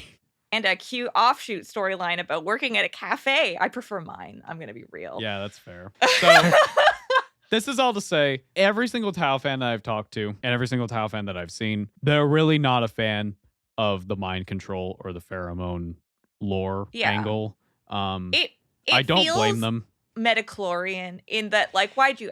Yeah, it feels... We were fine before! Yeah, it feels like a way to make a faction that, let's be real, before we talked about this, the Ethereals weren't exactly like, oh, these guys are great. Absolutely. Greater good sounds awesome. Like, even you were like, I'm not a fan of this idea. I just want them to be more upfront. I'm not saying they're doing something wrong, but when I can't make out a flag properly, I have to assume it's red. When every Ethereal is behaving like Emperor fucking Palpatine, it's a little sus. Yeah. It's a little strange. It is a little sus. I don't think the mind control angle, if that is the case, and again, this very much depends on author. Like Phil Kelly, who writes the Commander Farsight books, and we're about to talk about Farsight. He is very into the idea that it's mind control and all the Ethereals are evil, which, you know, to each their own. Not my favorite interpretation, but there could also be an argument that, well, this is from a perspective of a guy who really doesn't like the Ethereals. So there could be that. I could see there being some kind of like psychic influence that just makes people like more susceptible to propaganda or something. Like Maybe. That feels a little more like Star Wars adjacent, which is, I feel like, how my brain is like slotting everything in. Mm-hmm. I mean, this is the Star Wars faction, IMO. Yeah, exactly. So I agree. But I don't you. know. It's interesting. It just, I haven't been given anything yet that like concretes it as the most likely scenario. Yeah, and I don't think GW is going to give a straight answer. Like, I don't think they're ever going to just come out and say, yes, Tau are mind controlled, or no, Tau are not mind controlled. They want to see. Yeah, they want there to be that ambiguity. There is some sort of ambiguity there, and for the most part, every single person I've talked to, all of my friends who are into Tau are like, I don't fuck with the mind control thing. That's not. No. We wouldn't want them to seem too human. Well, it feels like they want to do the mind control thing to be like, oh, they're just as bad as the Imperium. And it's like, they were already like dark and hella sus. Like, you didn't need the mind control thing. Just feels unnecessary. Yeah, it feels a little afterthoughty. Yeah. Maybe, I don't know. Again, like, who am I to say, really? I mean, it's all subjective at the end of the day, right? Yeah. There might be somebody listening to this right now who's like, I love the mind control angle. And that's great. Yeah, totally. I'm happy for you. It's just our personal opinions. Anyway, hey, let's talk about the guy who started asking questions. Okay, I love it. Commander Farsight. Shas Oviorla Shova Kai Montir. Okay. That is his full name, but we're going to call him Oshova. Us a lot. Oshova. Oshova took up the role of commander after the death of his mentor, Commander Puretide. Now, interesting note, Puretide did not die in battle. He retired. Oh. Yeah. That's nice. The Tau Empire, yeah, you've got retirement just in the plan if you make it that far. Okay, that's lovely. So, Puretide retired, and he wrote many books on war in his later years, and then passed away peacefully in his sleep. They also took his teachings and created an AI replica of him. I thought you were going to say they took his teeth, and I was like, oh, no. No, they made like an AI replica of him that you could just slot into your battle suit to like replicate his movements and how he fought. Right. I think there was like a malfunction with it though, so they stopped producing it. I can't remember at the top of my head, but something like that. It's like when you fight your happened. own ghost in a racing game. Yeah, exactly. There's almost a ghost in the machine. Wink, wink. A ghost in the There you go. Oshova was an extremely effective leader, and just his presence on the battlefield boosted morale in his personal, iconic red XV-86 battlesuit. Oh, yeah.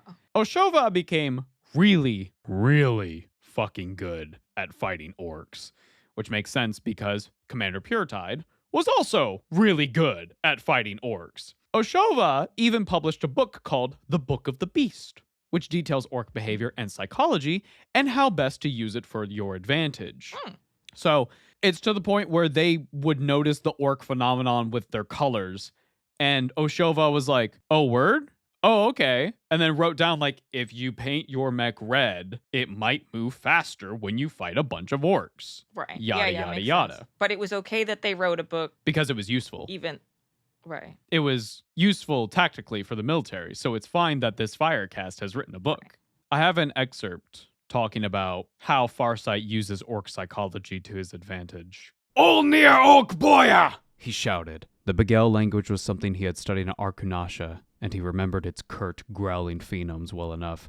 Crumpawara! Lead a fight! A few of the Begel in the ruins turned, their faces lit as grotesque masks as they tried to figure out whether to plunge into the combat against the swirling melee of Molochites and Tau at the heart of the dais, or take down the one-armed red war machine that was shouting behind them. Several turned to him and snarled, one raising a gun to fire wildly in his direction. But with most of their kind shot dead in the streets, they did not charge. Farsight searched his memory for orcoid invective. It was there, under the trauma of the Red Sands of old, the crude green-skin culture and the piecemeal syntax that typified it. He had broken it down through the means of glyphs, a cross-cast technique that had been part of his censure at Vashya, for linguistics had been the water caste's concern. Nonetheless, it had seen a critical breakthrough in the long stalemate of that desert world. Cold Star, drop my voice 2 octaves before the next projection. Affirmative. You are bunch of runts! He boomed through the XV8 speakers. The roar was loud enough to shake dust from the nearby ruins. Fail to bash no one bigger dread, wrecker gets! It was good enough. The nearest pack of greenskins gave a great war cry and ran towards him, bellowing as they brandished their engine axes. He let the first orc come in close, a massively muscled brute with thick plates of metal covering its shoulders. The XV8 stomped forward at full extension with its arm thrust out in a lunging punch. Its metal fist hit the orc in the face with bone-cracking force, sending the greenskin tumbling backwards with a roar of indignation. How to get an orc's attention? Shout loud with a deep, Booming voice. Yeah. yeah. Also, notably, in a society that has reached the point where they're commonly using AI and stuff, we still don't AI voiceover. That's 'Cause true. that's cringe. Cringe AF. Cringe. Just have someone do it. It's not that hard. It's interesting that they have access to pitch shift. Yeah. Drop my voice down 2 octaves. Yeah. I would think tactically at the point where if you're doing this on a regular, you just keep recordings. Maybe they do have recordings for people who maybe aren't as familiar with orcs, but Farsight has fought a lot of these guys. He's very familiar with how they behave. Fair enough. During something called the Farsight Expedition, Oshova's fleet encountered chaos demons that ended up killing all the Ethereal commanders. The only way Farsight stopped the slaughter was by using an ancient sword of unknown origin, the Dawnblade, to close the Chaos Portal. This is the Dawnblade. It's fucking massive. Alrighty. It's the same sword that his mini is holding. Ah, okay, cool. Don't know where it's from, Oh, okay. but it could close the portal. That's weird. Cool. Yeah. What, did you just like use it like a needle and stitch it back up? How does that work? I don't know. But apparently the only way to close it was by using the sword. Okay. Perhaps well, it was the only thing that could cut the thing. I don't remember exactly. Right. Oshova began to question the Ethereals, as they seemed to know about the chaos beings and kept it from the Tau. At first he thought it was merely a misunderstanding, but as he reflected more on this idea, he began to question everything the Empire stood for. Things that in the past seemed like they were correct for the greater good now seemed simply wrong. Oshova, after leaving the leadership of his Farsight Enclave to his team, simply known as the Eight, announced that he would leave in self-imposed exile. He claimed that he had seen too much during the battles leading up to this, but Only he knew the real reason for his departure.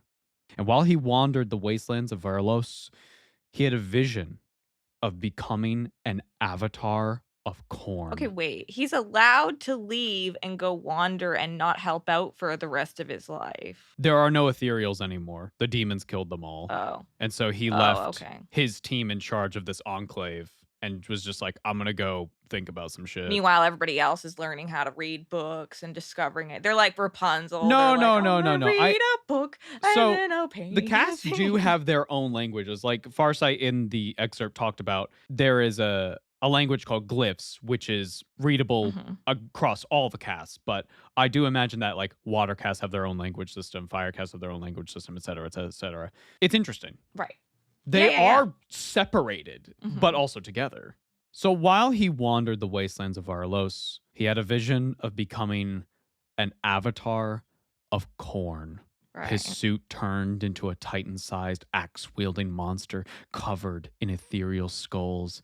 And just as he was about to be taken over by this overwhelming feeling of bloodlust, of revenge, of violence, Oshova fought off the vision and the feeling and came to his senses. Yeah.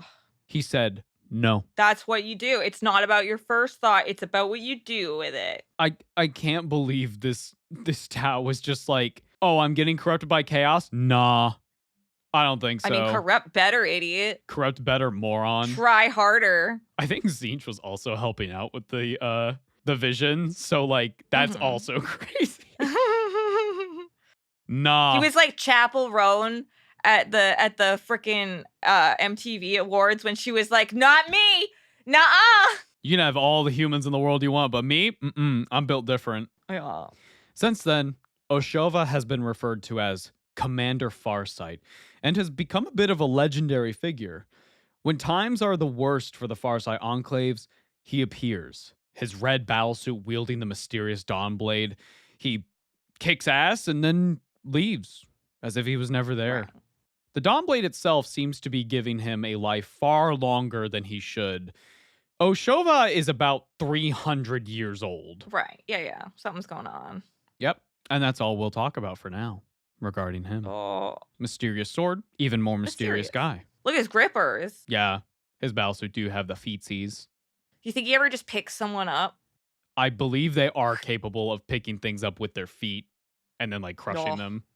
When word came back to the Tau Empire that all Ethereals had died during the Farsight expedition, Ethereal Supreme Aun'Va, think of him as an Emperor Palpatine sort, ordered this Commander Farsight to be brought back and to explain himself. And when it became clear Oshova would not come, the Empire declared the Farsight Enclaves to be the Forbidden Zone.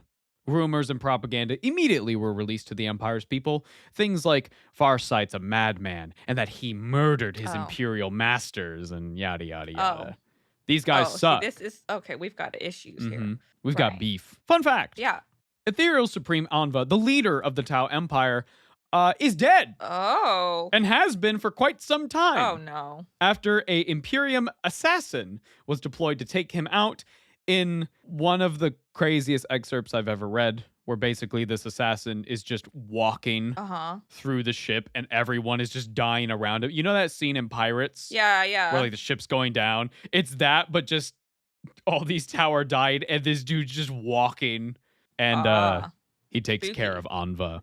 So what they've done is they've replaced Aun'Va with a hologram that is just an AI. Okay. And it's a perfect copy of his memories and it's his personality, yada, yada, yada.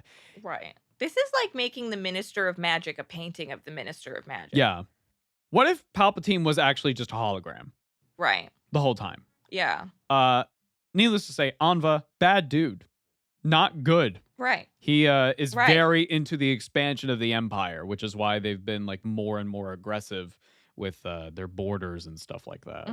So yeah, Farsight exiled. Those enclaves, very, very naughty. Naughty, naughty boys. Right. Now let's talk about who they deployed to go get his ass. Commander Shadowsun. Oh. Shasera. Uh-oh. Supreme Commander of the Tau Empire military, favoring stealth tactics, earning her the nickname Shadowsun. She pilots a XV-22 Stalker battlesuit with 2 fusion blasters and is accompanied by 2 drones. trained under Commander Puretide with Oshova. When Puretide died, Oshova took his place, and Shadowsun was directly under him in rank. However, that did not dampen her fame on the battlefield. She is a fucking beast. Yeah. Shadowsun and Farsight were close. They worked well as a team on the battlefield, and nothing could stop them when they were together. No enemy was too great when these two joined forces. Right. In private, they were even closer. Oh. However, when things are getting a little too, ooh, hey, maybe there's something here, Shadowsun was like, no, Oh.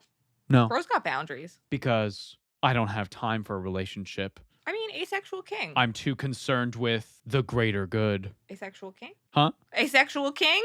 Queen. Queen. Yes. I mean, she just strikes me as the type of gal to be like, We're busy. I'm married to my work. Yeah. Which, fair enough when you're the supreme military leader of the Tau. Yeah. So when Shadowsun received word that Oshova had betrayed the Empire, she was so fucking mad that she went up to a statue that was made of him to like honor him becoming the commander, and she just blew it up. Oh. It's like, he's dead to me. I hate that motherfucker.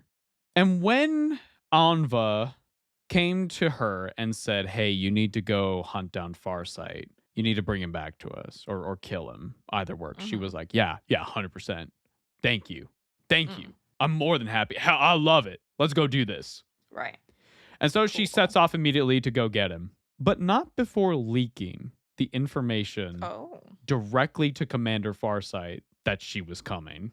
Interesting. Send him a little text going like, hey, I'm on my way. No. Get ready. So there's a bit of a little back and forth between these two. It's a little interesting. Interesting. Yeah. Some people are kind of against the whole romance arc between her and Farsight. I don't know. I think it's kind of cute. I think it's kind of fun. Fair enough. Frankly, I am the person who's like, I think Warhammer could do with some more romance, be it like weird or otherwise. Yeah. Why not? There's enough of it. Let's Hell yeah. do things. More romance Let's go. now. Yeah. Shadowsun Farsight dating arc begins now. Oh. The will they, won't they? Oh yeah, something I forgot to mention.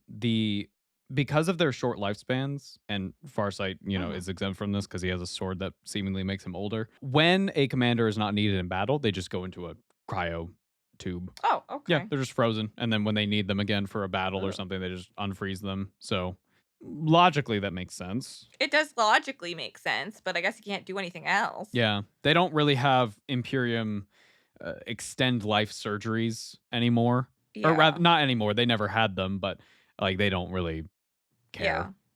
Fair enough. Maybe there's a thing in the Ethereals that they think, well, if they live long, maybe that'll give them more opportunities to ask questions, and that's no good. Who knows? I mean, one of the best things for any kind of like propaganda is like baking it in over generations. That is true. That could be a part of it, but I don't know. Again, it feels like the simpler answer is just that they have short lifespans and they haven't figured out how to really make that longer yet. Yeah. But who knows? Yeah. During a campaign to defend the Startide Nexus from the forces of Nurgle, Shadowsun ordered auxiliary temples to be destroyed, hoping that it might weaken the forces of chaos. These guys are worshipping.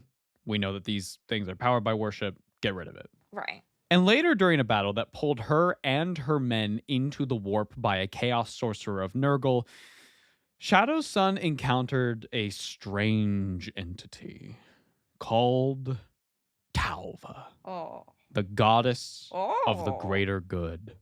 Tau don't worship a god. This is what you need to be able to actually keep up with the expectations of women or like on women. Like, you're doing the whole SpongeBob thing where you're like comforting the baby and like ironing a shirt and like spraying Men something. only want one thing, and it's disgusting. It's Tau'va, guys.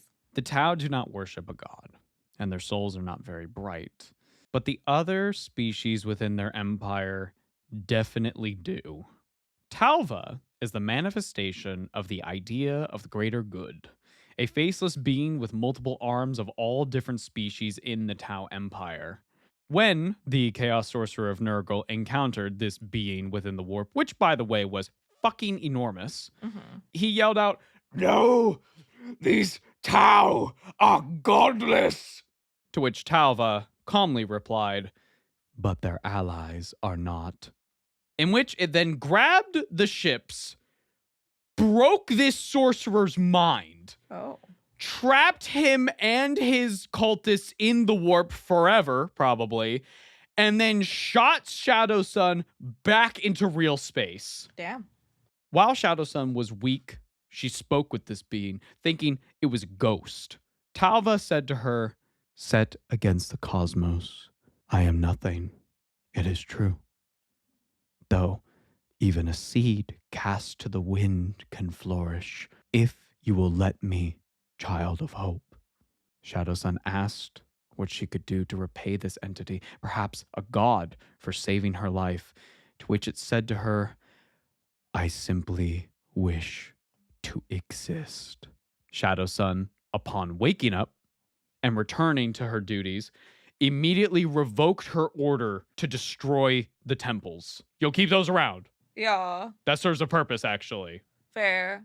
New minor warp god. Okay. Woo! What the fuck is this thing? I don't know. It's I one of those Pokemon. You combine the Pokemon generator thingies. I'm gonna combine all the auxiliaries together. It doesn't have a face, but it has many arms. Very, very cool idea. I adore it because it definitely goes into the belief system of 40k, which enough belief into a concept or an idea will give it manifestation within the warp. Yeah. So It makes sense. I hope we get more information on this thing. I think it's really neat. Yeah. I don't really have much else to say because there hasn't really been anything else. Mm-hmm.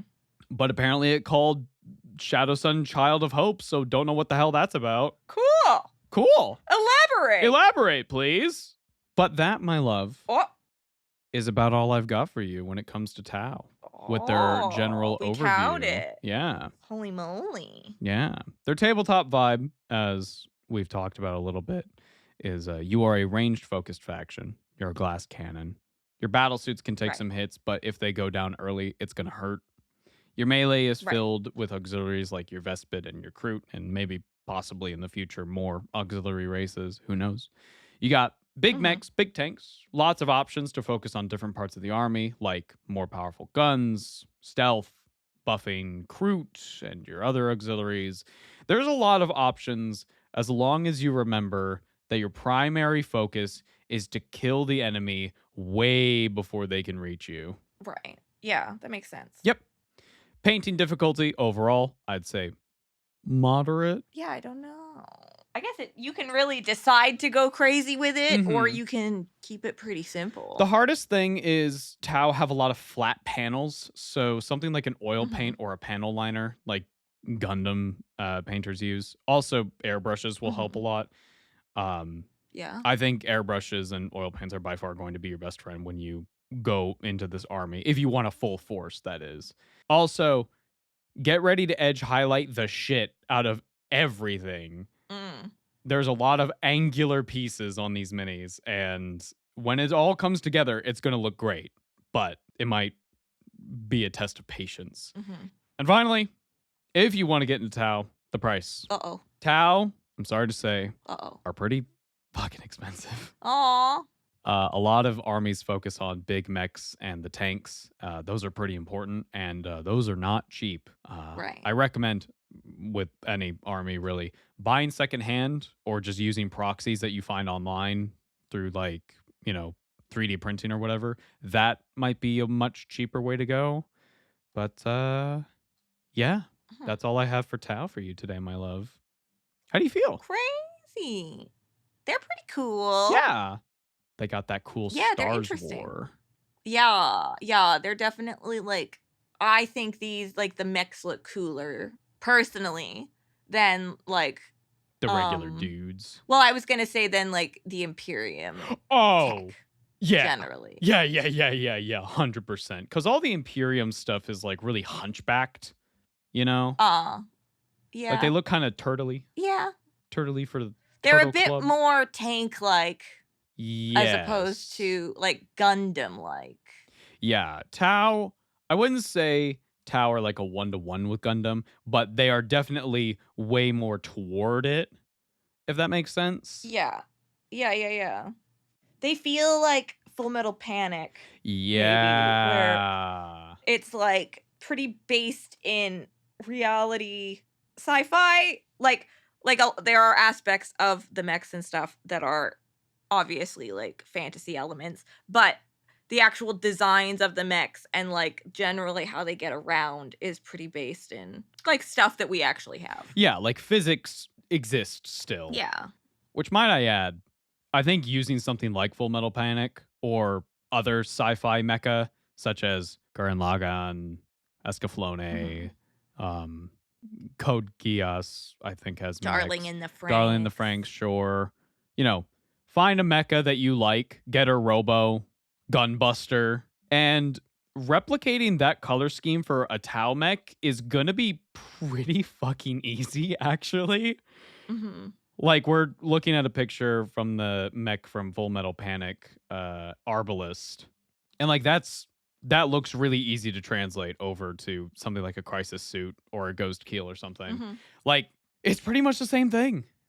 Find a Gundam that you really like the color scheme of. And also, if your mind goblins are going like, oh, but like, what if it doesn't fit in with my army? Again, even before Farsight was like his own faction, the Farsight Enclaves, he had his red battlesuit. It was somewhat iconic for him. When you saw the red battlesuit, you were like, oh shit, that's him. That's Farsight. It might not be the stealthiest thing in the world, but it wasn't meant to be, you know? Yeah. There are characterized reasons to play around. Oh, yes, absolutely. And also, you can mind goblin it, especially with the stealth suits, with going, oh, well, they can just go invisible. Yeah. Some people, what they've done is they'll color. Don't even show up with minis. Just say they're all invisible. What are you talking about?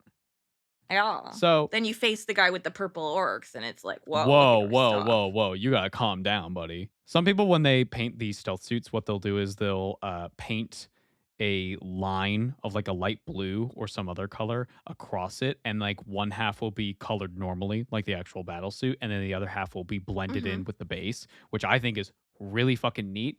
But more neat than that, what some people do to go the extra mile is they will physically saw the mini in like half. Yeah. Because the other side is invisible. You can't see it. Yeah, you wouldn't see it. Makes sense. Some use clear You get plastic. double the army out of that. That's true. Very true. Some people use clear plastic. Yeah. Which, you know, I don't know anything about it, but I think it could be a cool idea. Absolutely. Yeah. No, their mechs are a very strong pull into what a lot of people like about them. I wish they weren't so expensive. Yeah. That's just everything right now. Yeah. But, you know, maybe one day. I feel very similar to this faction as I feel to a lot of the, like, Tau aren't new, so to speak, but I feel this with things like Eldari or just most of the other Xenos factions if you're not orcs. It's just, I would like more info. Yeah, absolutely. Tyranids are kind of an outlier in that respect because they're bugs. They're like animals to me. So it's interesting. They don't really have a narrative. No. Yeah. But like, what does a Tau society look like on a day-to-day basis? Going back to that, like, I want to know. I want to know, like, what does a human waking up in a Tau world, in a town, in a city, what does that look like? I want to know more. Right. Yeah. And absolutely. this is me saying, yo, Games Workshop, not everything has to be Space Marines. It's true. Not everything. I know they sell. Space Marines are great. I know they sell like fucking hotcakes. I get it. But also, maybe, you know, Tau would sell more if you gave them more cool stuff. You know? Like, if people knew what they were. if people knew what the hell it was, maybe people would be able to buy it. I think Tau are fucking awesome. They're like right up my alley. I would definitely buy a fucking kill team of Pathfinders or Fire Warriors or, oh my God, like they look so fucking cool. Paint them with that ochre Tau color. I love that color. Absolutely. Yeah. 100%. I love Tau. I love the mystery around the Ethereals. I really hope they don't fucking come out one day and go, it's mind control. I don't fucking do that. Yeah. That's lame and boring.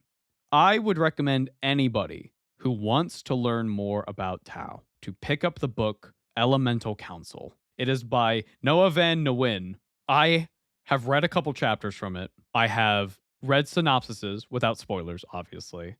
And I have also talked to a few people who I trust the opinions of. What do you think about this book? And they said, it's perfect. If you want to get into Tau, read this book. It is great. Cool. It gives you a good, because it's an elemental council, it's giving you not only the influences from the different castes, but also the Ethereals and maybe some auxiliary races. I think we should do a book club on it. Yeah. I think it'd be really, really Sounds cool. interesting. But yeah, Elemental Council by Noah Van Nguyen. If you want to read Farsight and his adventures, you're looking at Phil Kelly novels. Now, Phil Kelly, he's a bit of a controversial figure because, as I mentioned earlier, he's really into the idea of Tau being completely mind controlled by the Ethereals, or at least heavily, heavily, heavily implied to be mind controlled by that. And I understand why he goes with that angle. It's because he wants to make Farsight more of a hero. So how do you make a hero? Farsight is divergent. Yes. Farsight needs to be the guy fighting the good fight, the freedom fighter, right? We will not be oppressed. I will fight against the lies, all that stuff. And that's great. I like Commander Farsight. I don't necessarily know how to better go about it. Yeah. Fair? I don't think I would have gone with the mind control angle personally, but that's just fair me. enough. But if you like Commander Farsight and you want to explore his stuff, I recommend the book by Phil Kelly, Crisis of Faith. It's the start of his Farsight books. They're pretty good, you know? It features a Tau who gets possessed by a Tzeentch demon, which, from everything we've talked about, doesn't seem like that would be possible, but I guess it is, I suppose. I mean, it is. Oh, yeah, if there's a faint light, there's still a light. That's true. Now, the interesting thing with this Tzeentch demon is that it doesn't seem capable of telling a lie. All right. So it goes down to like sabotage a system, and an Earth Caste walks up to him and he goes, "What are you doing down here, man?" He goes, "I'm sabotaging the water system." He goes, "What? What?" Huh? Right. It's very weird. Interesting. Yeah. Some people have even done kit bashes of like, what would Chaos Tau look like? Yeah. And I don't know. That could be. I mean, cool. Clearly with like what our boy saw, there is a pull. There is a possibility. But I think perhaps demons find Tau either not worth the effort because their souls are so dim, or because their souls are dim, they might be even more difficult to possess or to convince or corrupt. And it could just be that they pass under the radar, really. That's what I'm also thinking. Like, demons, when fighting Tau, this is interesting. I'm so glad you brought this up. Demons fighting Tau is hard for the demons. Yeah. Because they can't fucking see them. Yeah. It's hard to fight essentially fireflies. Right, yeah. Meanwhile, you're fighting humans. That's why that whole movie was about putting them in their graves. That movie is a lot. Why didn't he just stay with his aunt? Is he stupid? There was a war. There's a lot going on. I know. They were getting bombed. I'm sorry. I love saying, "Is he stupid?" Why didn't Khorne just possess Farsight better? Is he stupid? Sometimes it really feels that he way. He is very meathead. Yeah. So something really funny about Tau and how they view Space Marines. Right. Other than them looking at the Space Marines and going, "Oh, you're wrong. Right. You're genetic freaks."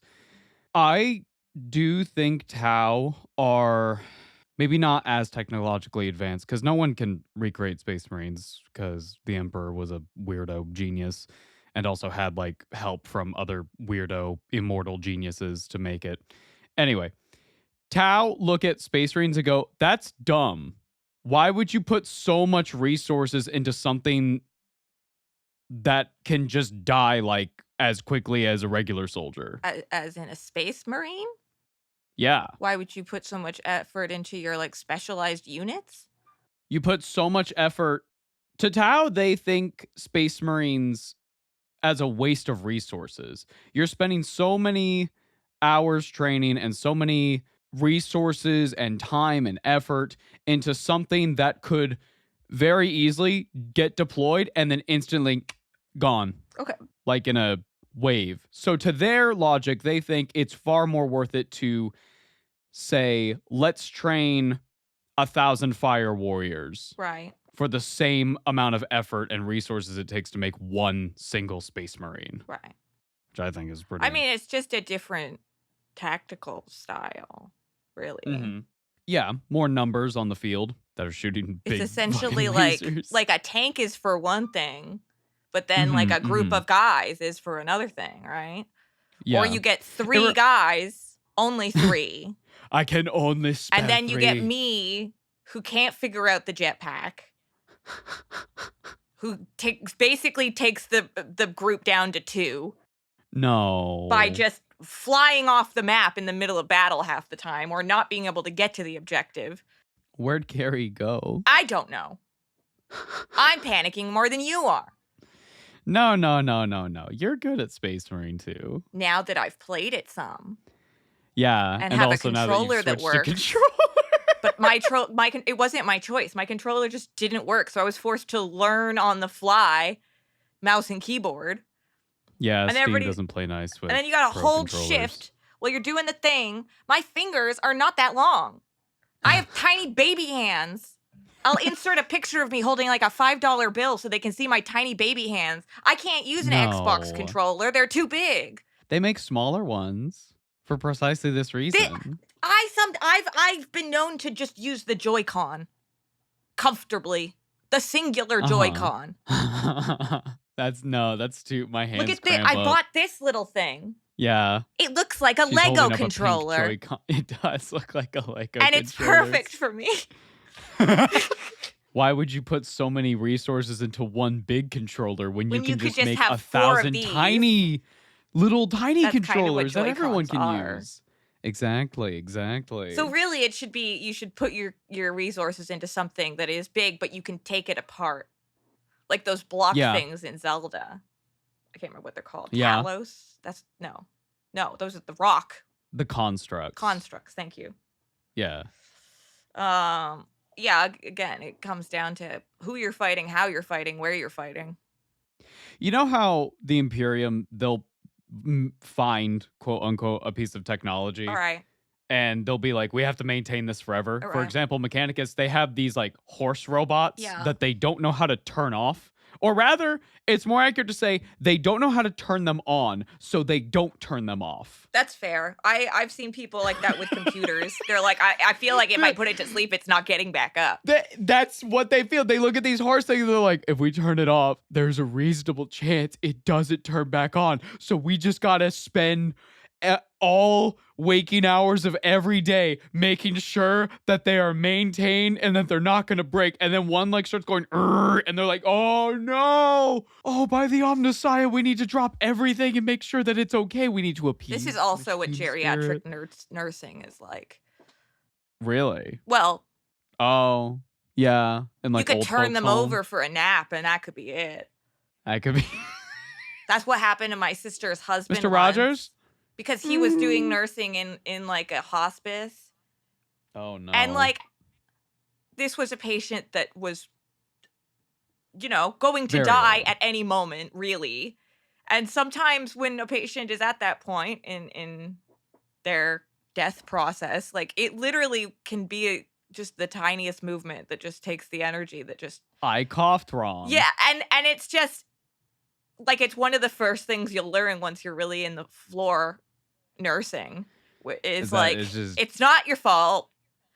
It just happens. Like there can be accidents or mistakes and stuff, but sometimes it was just gonna happen. Sometimes the you sand were just in the the last hourglass one to take out a block that from the was Django the tower. last grain. What is it? Jenga. Jenga. I got my vowels all messed up. Jenga's pulling out the Django. Cowboy. It's just there's a tower of him. Django's the one who says, "I like the way you die, boy." That's kind of... And then he beats the fuck out of that guy. Django Unchained's awesome. Django feels very much love the that same movie. energy as Inglourious Bastards, which makes sense. I mean, same director, Exactly. so yeah. But like even that, like Tarantino movies, it's like some of them have one vibe, some of them have another vibe. We were talking about the Mechanicus and the Imperium, how they will just have a piece of tech and just that's it. That's what we use. But also their pieces of tech are like often like I think of Grimaldus Hell's Reach. in Hell's Reach. The like artifact or whatever ended up being like a railgun. Yeah, Oberon. Oberon, thank you. It's a ancient railgun. Yeah. Yeah.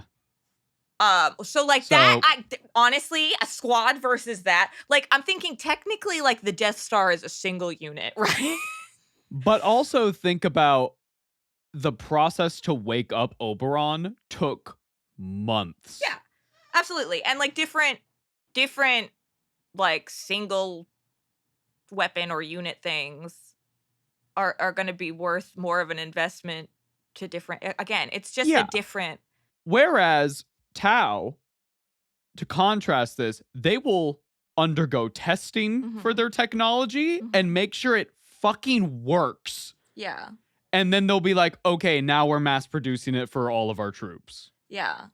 It's like they are thinking logically, and it's really funny. Yes, I mean, again, it makes sense. It just like you can't say or it's a bit it ignores the nuance of reality to say that one is better than the other flat out. Of course, but it is funny seeing a setting where the main focus is often the Imperium, and the point of the Imperium is that they're dumb. Yeah. They're stupid. Yeah. They're foolish and rash and wrong often. Yeah.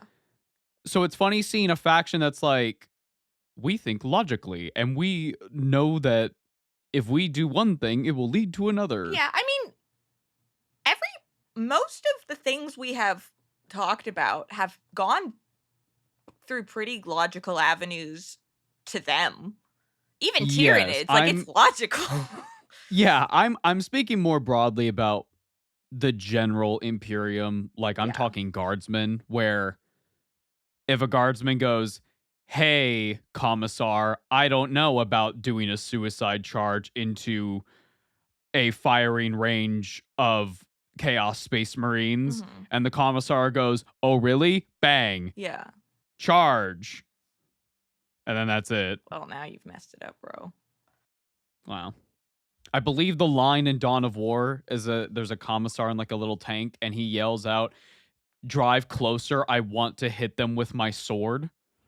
That's the vibe. Right. That is a little less logical, I'm gonna be real. But I hear it. It's funny though. Funny. But like it's that, good. that embodies the Imperium to me. Yeah. Is that I don't care if it doesn't make sense. I want to do it.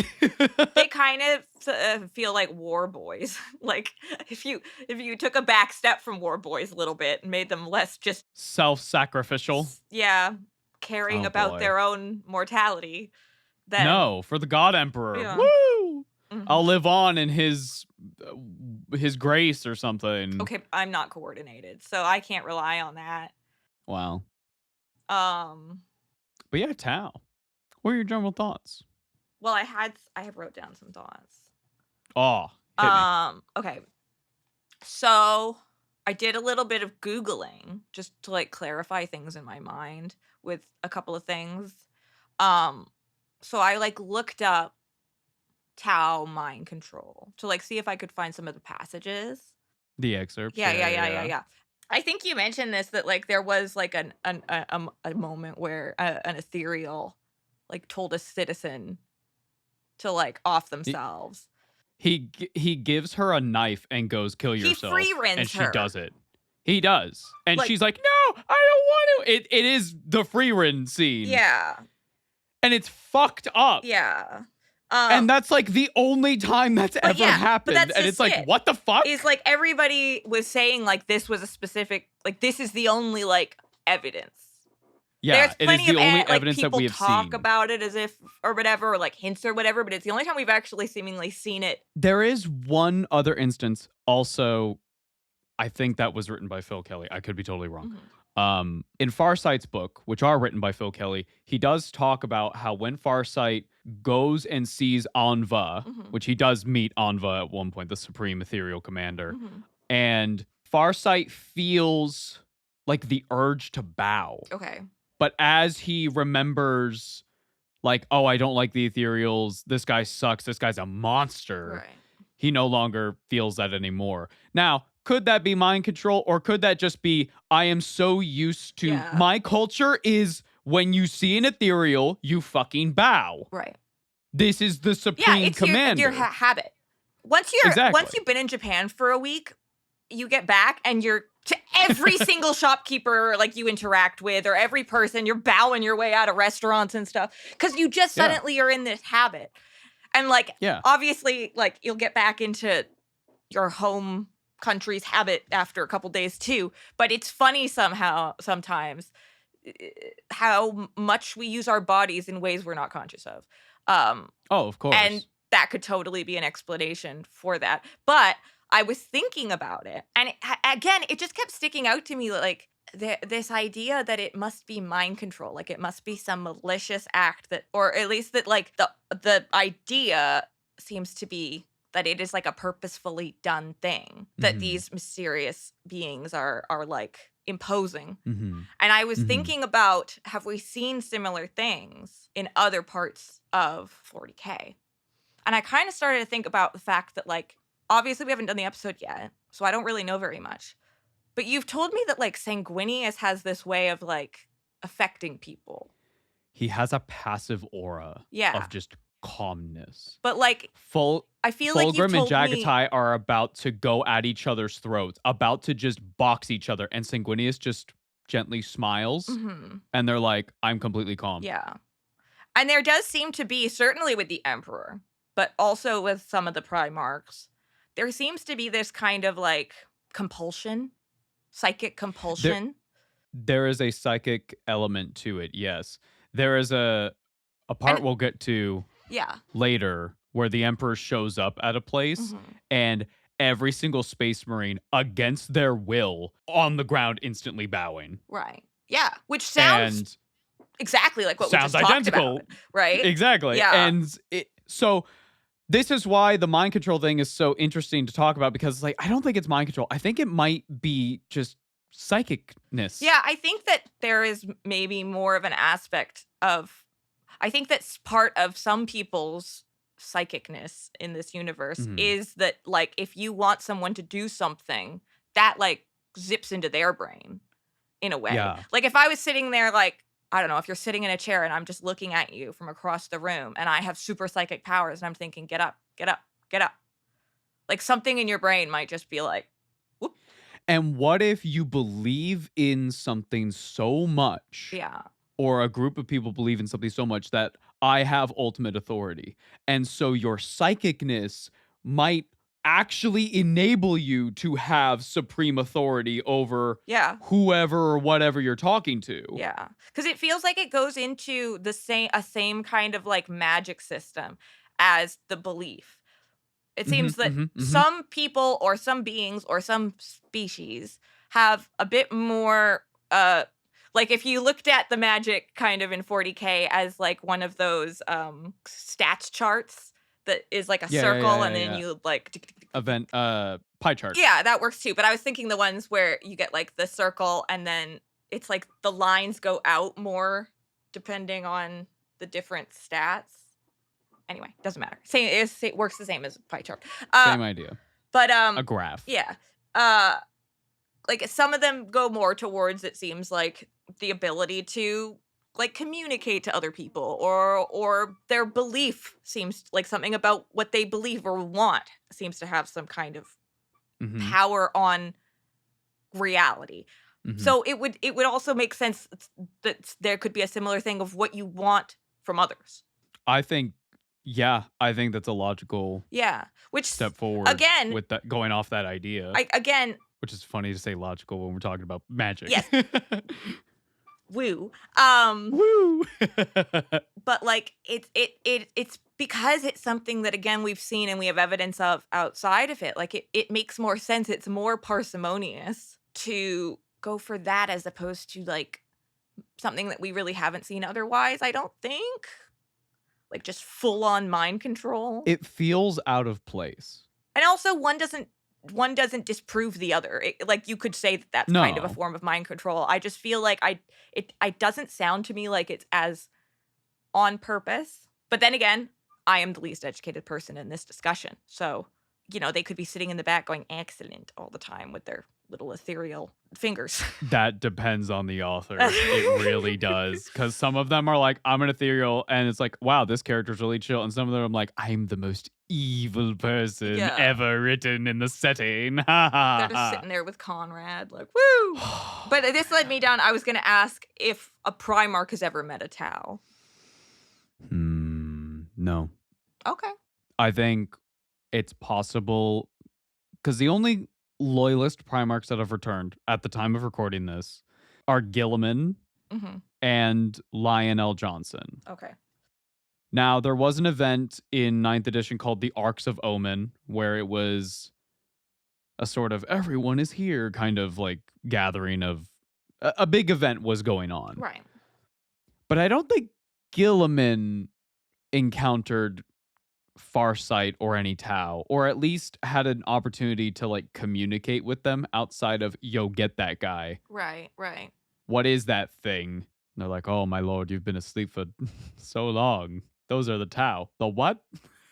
Huh? Just like one of those Ohio Riz. I wake up, I ask why I'm alive, and then this elf lady starts saying Skibbity Riz Ohio in front of me, and I don't know what's going on. My dad's a skeleton. Patsu song. Oh, What's a Patsu? I don't understand anymore. She wanted to summon a god, and now they're not that anymore. And now they're doing choreography.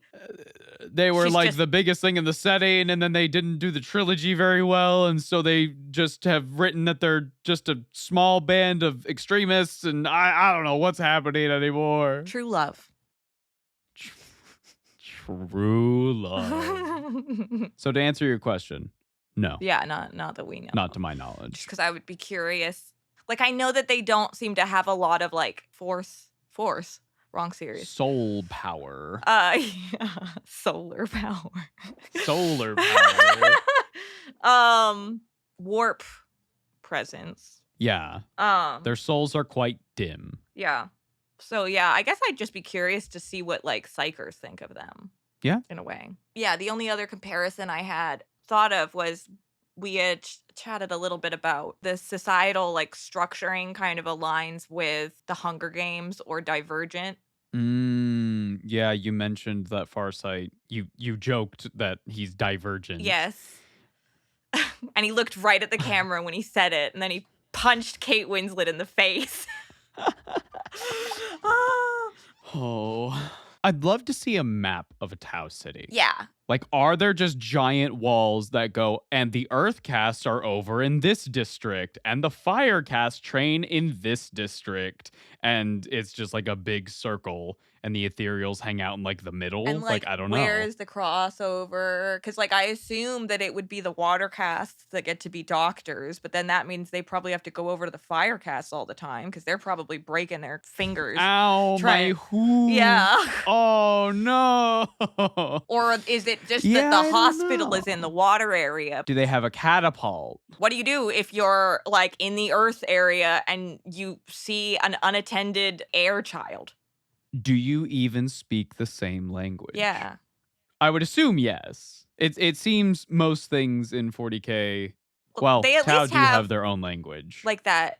You said there was like a sign language that was like kind of universal. Farsight wrote a book about orcs in something called, let me double check he wrote it in glyphs, a cross-cast technique that had been part of his censure as Vashya for linguistics was the water cast concern.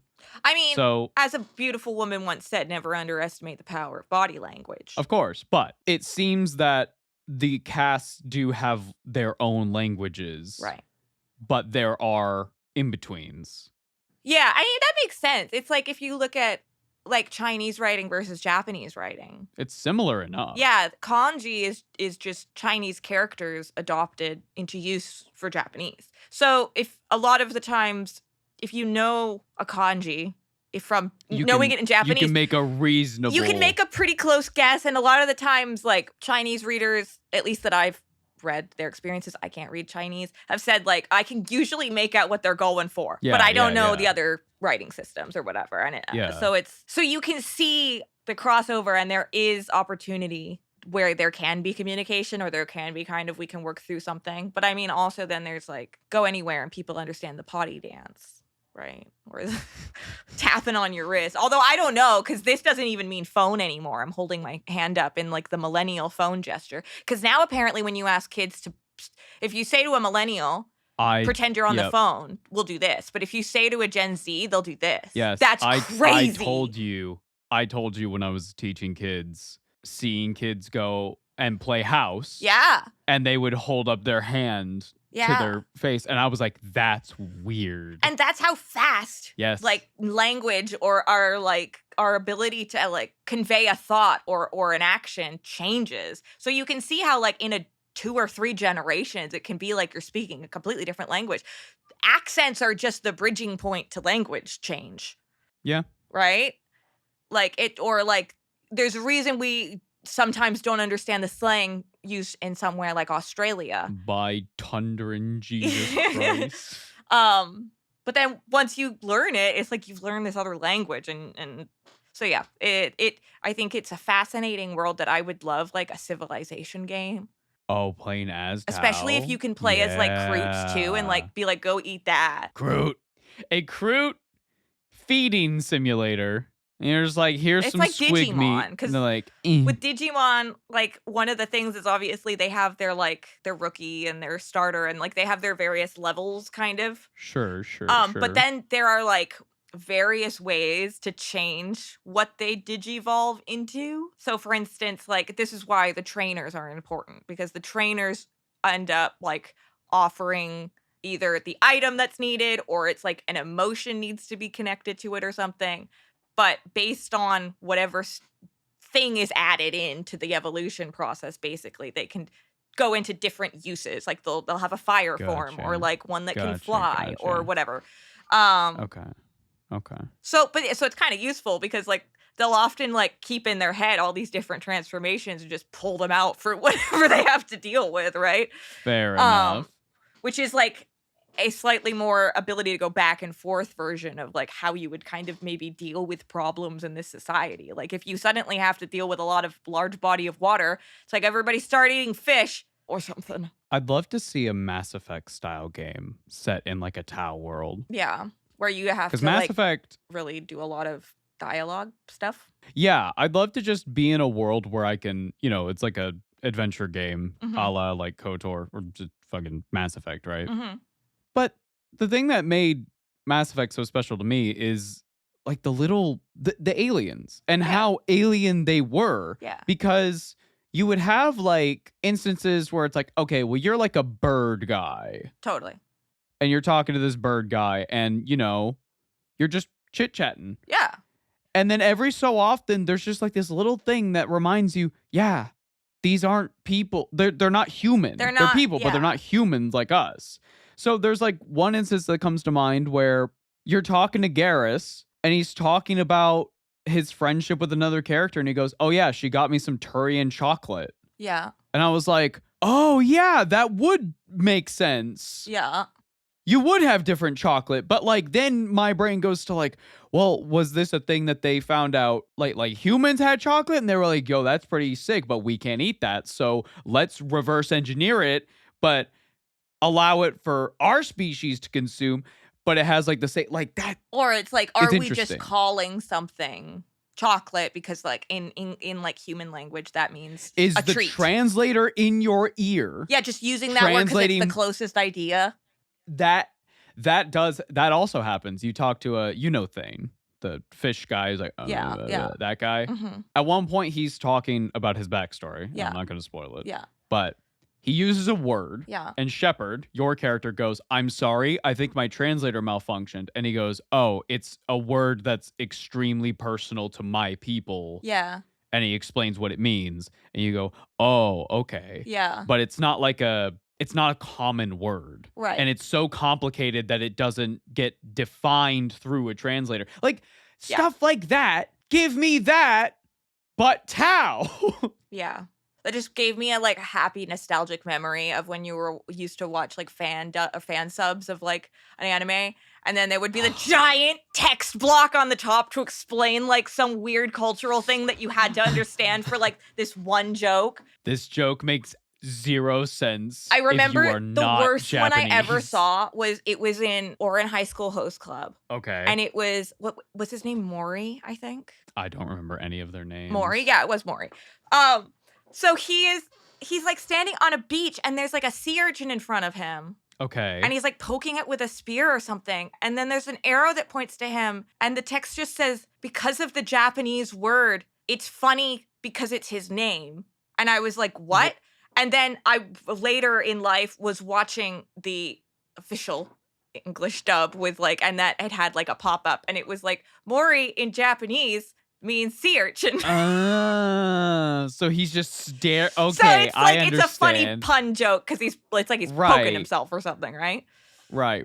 Which also sea urchins are spiky and he's poking it. Yeah.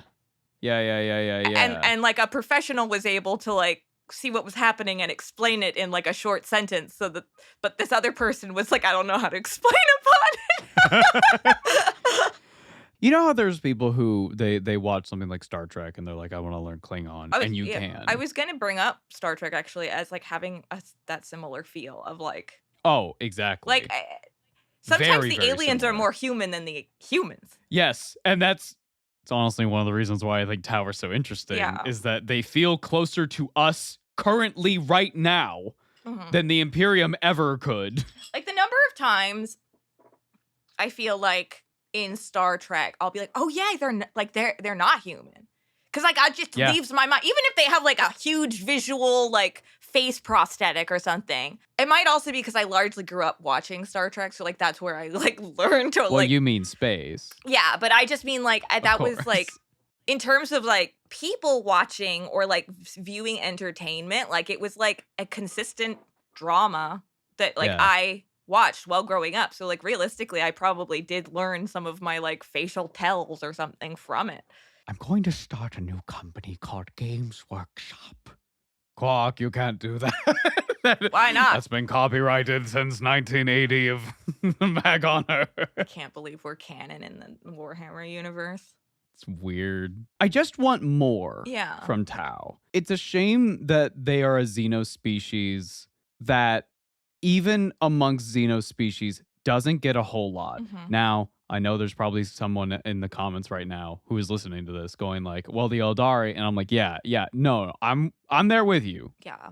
I like pretty much every faction in Warhammer. And in a perfect world, every single faction gets as much attention as the Imperium does. Yeah. But sadly, this is not a perfect world. Yeah. I can only hope for more Tau books or games or whatever that could possibly expand what we know about them and their culture and their lifestyle, and just more info is good. Yeah, absolutely. Now, the monkey's paw curls. Uh-oh. And what if Games Workshop tomorrow is like, you heard it here first, folks. Mind control, totally real. That's canon. I mean, well, okay, they're there's 100% evidence mind then. control.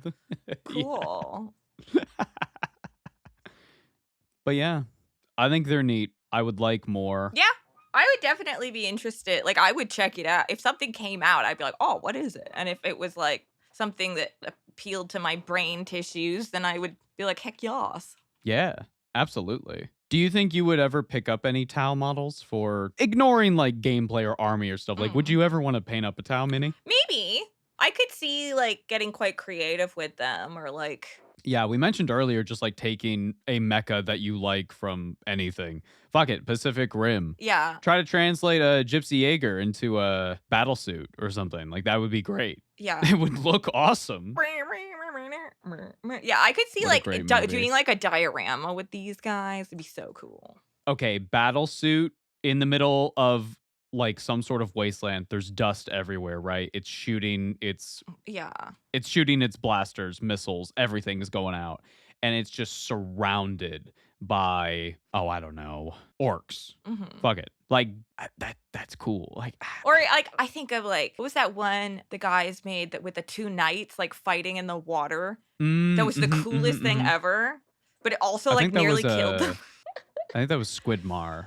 I'll double check before the video goes live. But Oh. yeah, I think that was Squidmar, and his buddy made that. I think it would be really cool to pick up a kill team of these guys because, you know, it's like 8 to 10 units. And you could even use Imperial Guard and use Tau bits on them to make Gue'vesas. Or you could have a Kroot in there or a Vespid. You know, there's a lot of creative opportunities that you can have with Tau. Yeah, absolutely. I think they're so cool. Yeah. Any final thoughts or questions, love, before we close out? I don't know. I can't think of anything. Totally okay. Oh yeah, the weird god thing. Yeah, Talva. Maybe it'll get mentioned in the future again, or Who not. knows? It could be very plot relevant or nothing. Yeah. Could have It was literally all a just dream. been a hallucination. Yeah. Well, that's going to wrap up Tau. Hey, Ow. if you've listened this far, thank you so much. Hope you liked the video. Let us know what you think about Tau. Are you interested in the army? Do you want to maybe paint up some blue cow people with cool armor? Wait, maybe a so mecha? they're all blue. I'm getting confused Yeah. with the Kroots looking at them a little bit. You keep getting confused with the I'm different aliens. No. always All confused. Tau are blue. Okay. Dabu dee dabu da. But yeah. If you made it this far, consider giving us a like. It's just blue, like him, inside and outside. Blew his house with a blue Consider- little mecha and a blue. If you've gotten this far in the video, Girlfriend. giving us a like, maybe subscribing.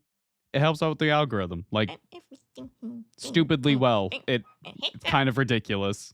and all the Kroots around If you want to Except they're support us not. more, blue with him. head on over to our Patreon at patreon.com/numbskulls, or you can check out our merch at orchidate.com, or you can just send us a tip over on Coffee.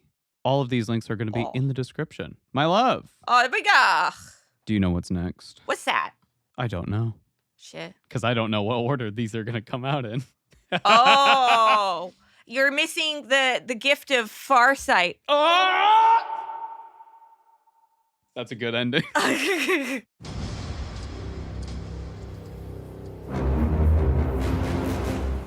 Do you consider Fire Warrior canon? For those who don't know, Fire Warrior is an old, very old by this point, first-person shooter. You play as a Tau. It's basically Call of Duty, Halo, that type of deal, first-person shooter kind of thing. Is it intended to be canon? It's as canon as something like Bolt Gun is, which is, maybe. Fair.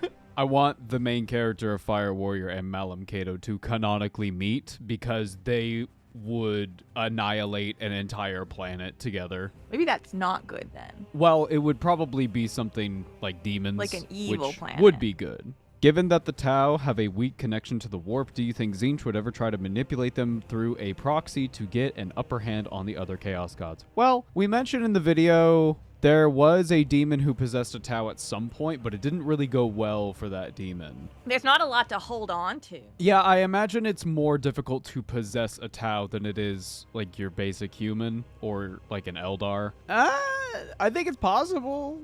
Yeah. Far less likely than other races, probably. It's all just a big game of chess. You have to control the entire board, even if you don't control your opponent's pieces. I feel Yeah. like that's more what Tzeentch would kind of think of. Something that he might not be able to get his fingers into. It's like, how do I control this without actually being able to directly influence it? If you could have any of the allied aliens in the Tau Empire get models, which ones would you want to be made? The Nicassar, Okay, that's the what like I wrote centaur down. bears. Yeah. I wrote down centaur- cool bear guys. The psychic centaur bears, that's a cool idea. And it would fill in a new niche for their army that we don't already have. Yeah. I wonder if Tzeentch would have an easier time messing with the bears. Probably. Probably. Just a bunch of bears. Like, guys! Less so models. I would just want official art of all of the auxiliary races. I think that would look really cool. Like just a big spread. More visual representation. Because when this question came up, I like Googled it and I couldn't really find like a chart. I love a chart. Nope, there's not a whole lot of art or even descriptions of like what some of these auxiliary races look like. And I would love to see, like I said, like a big spread of just this is what this creature is, this is what this creature is. I need like one of those videos where they get like the funny guy to like walk past every monster in Monster Hunter. Yeah. So that I can see But it's all the difference. auxiliaries. Yeah.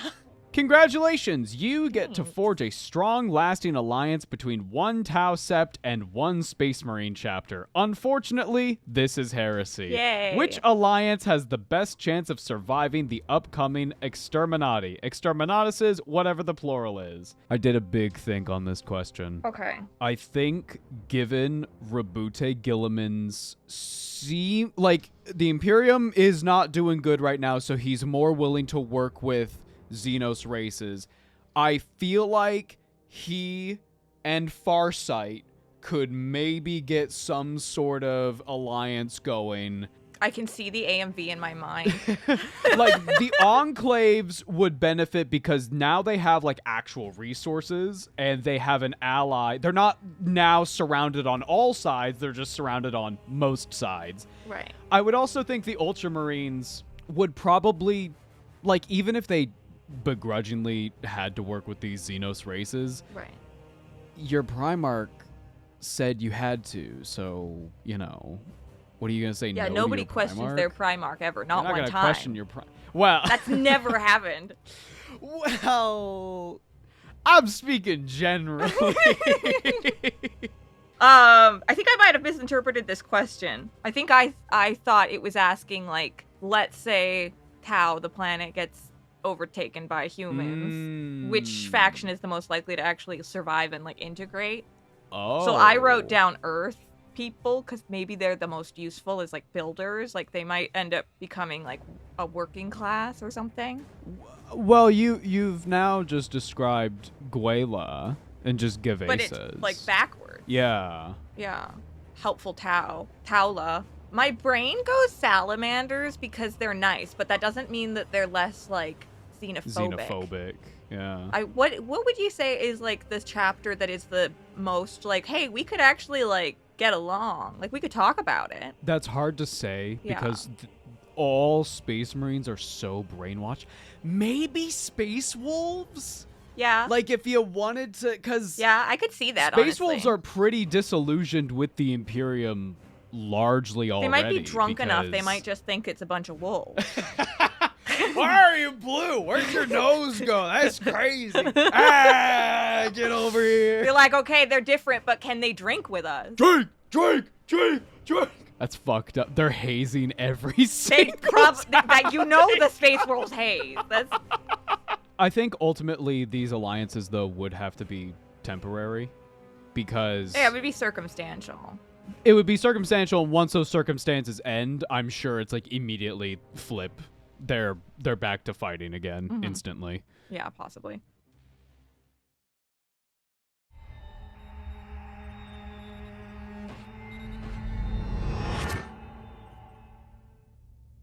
Victory.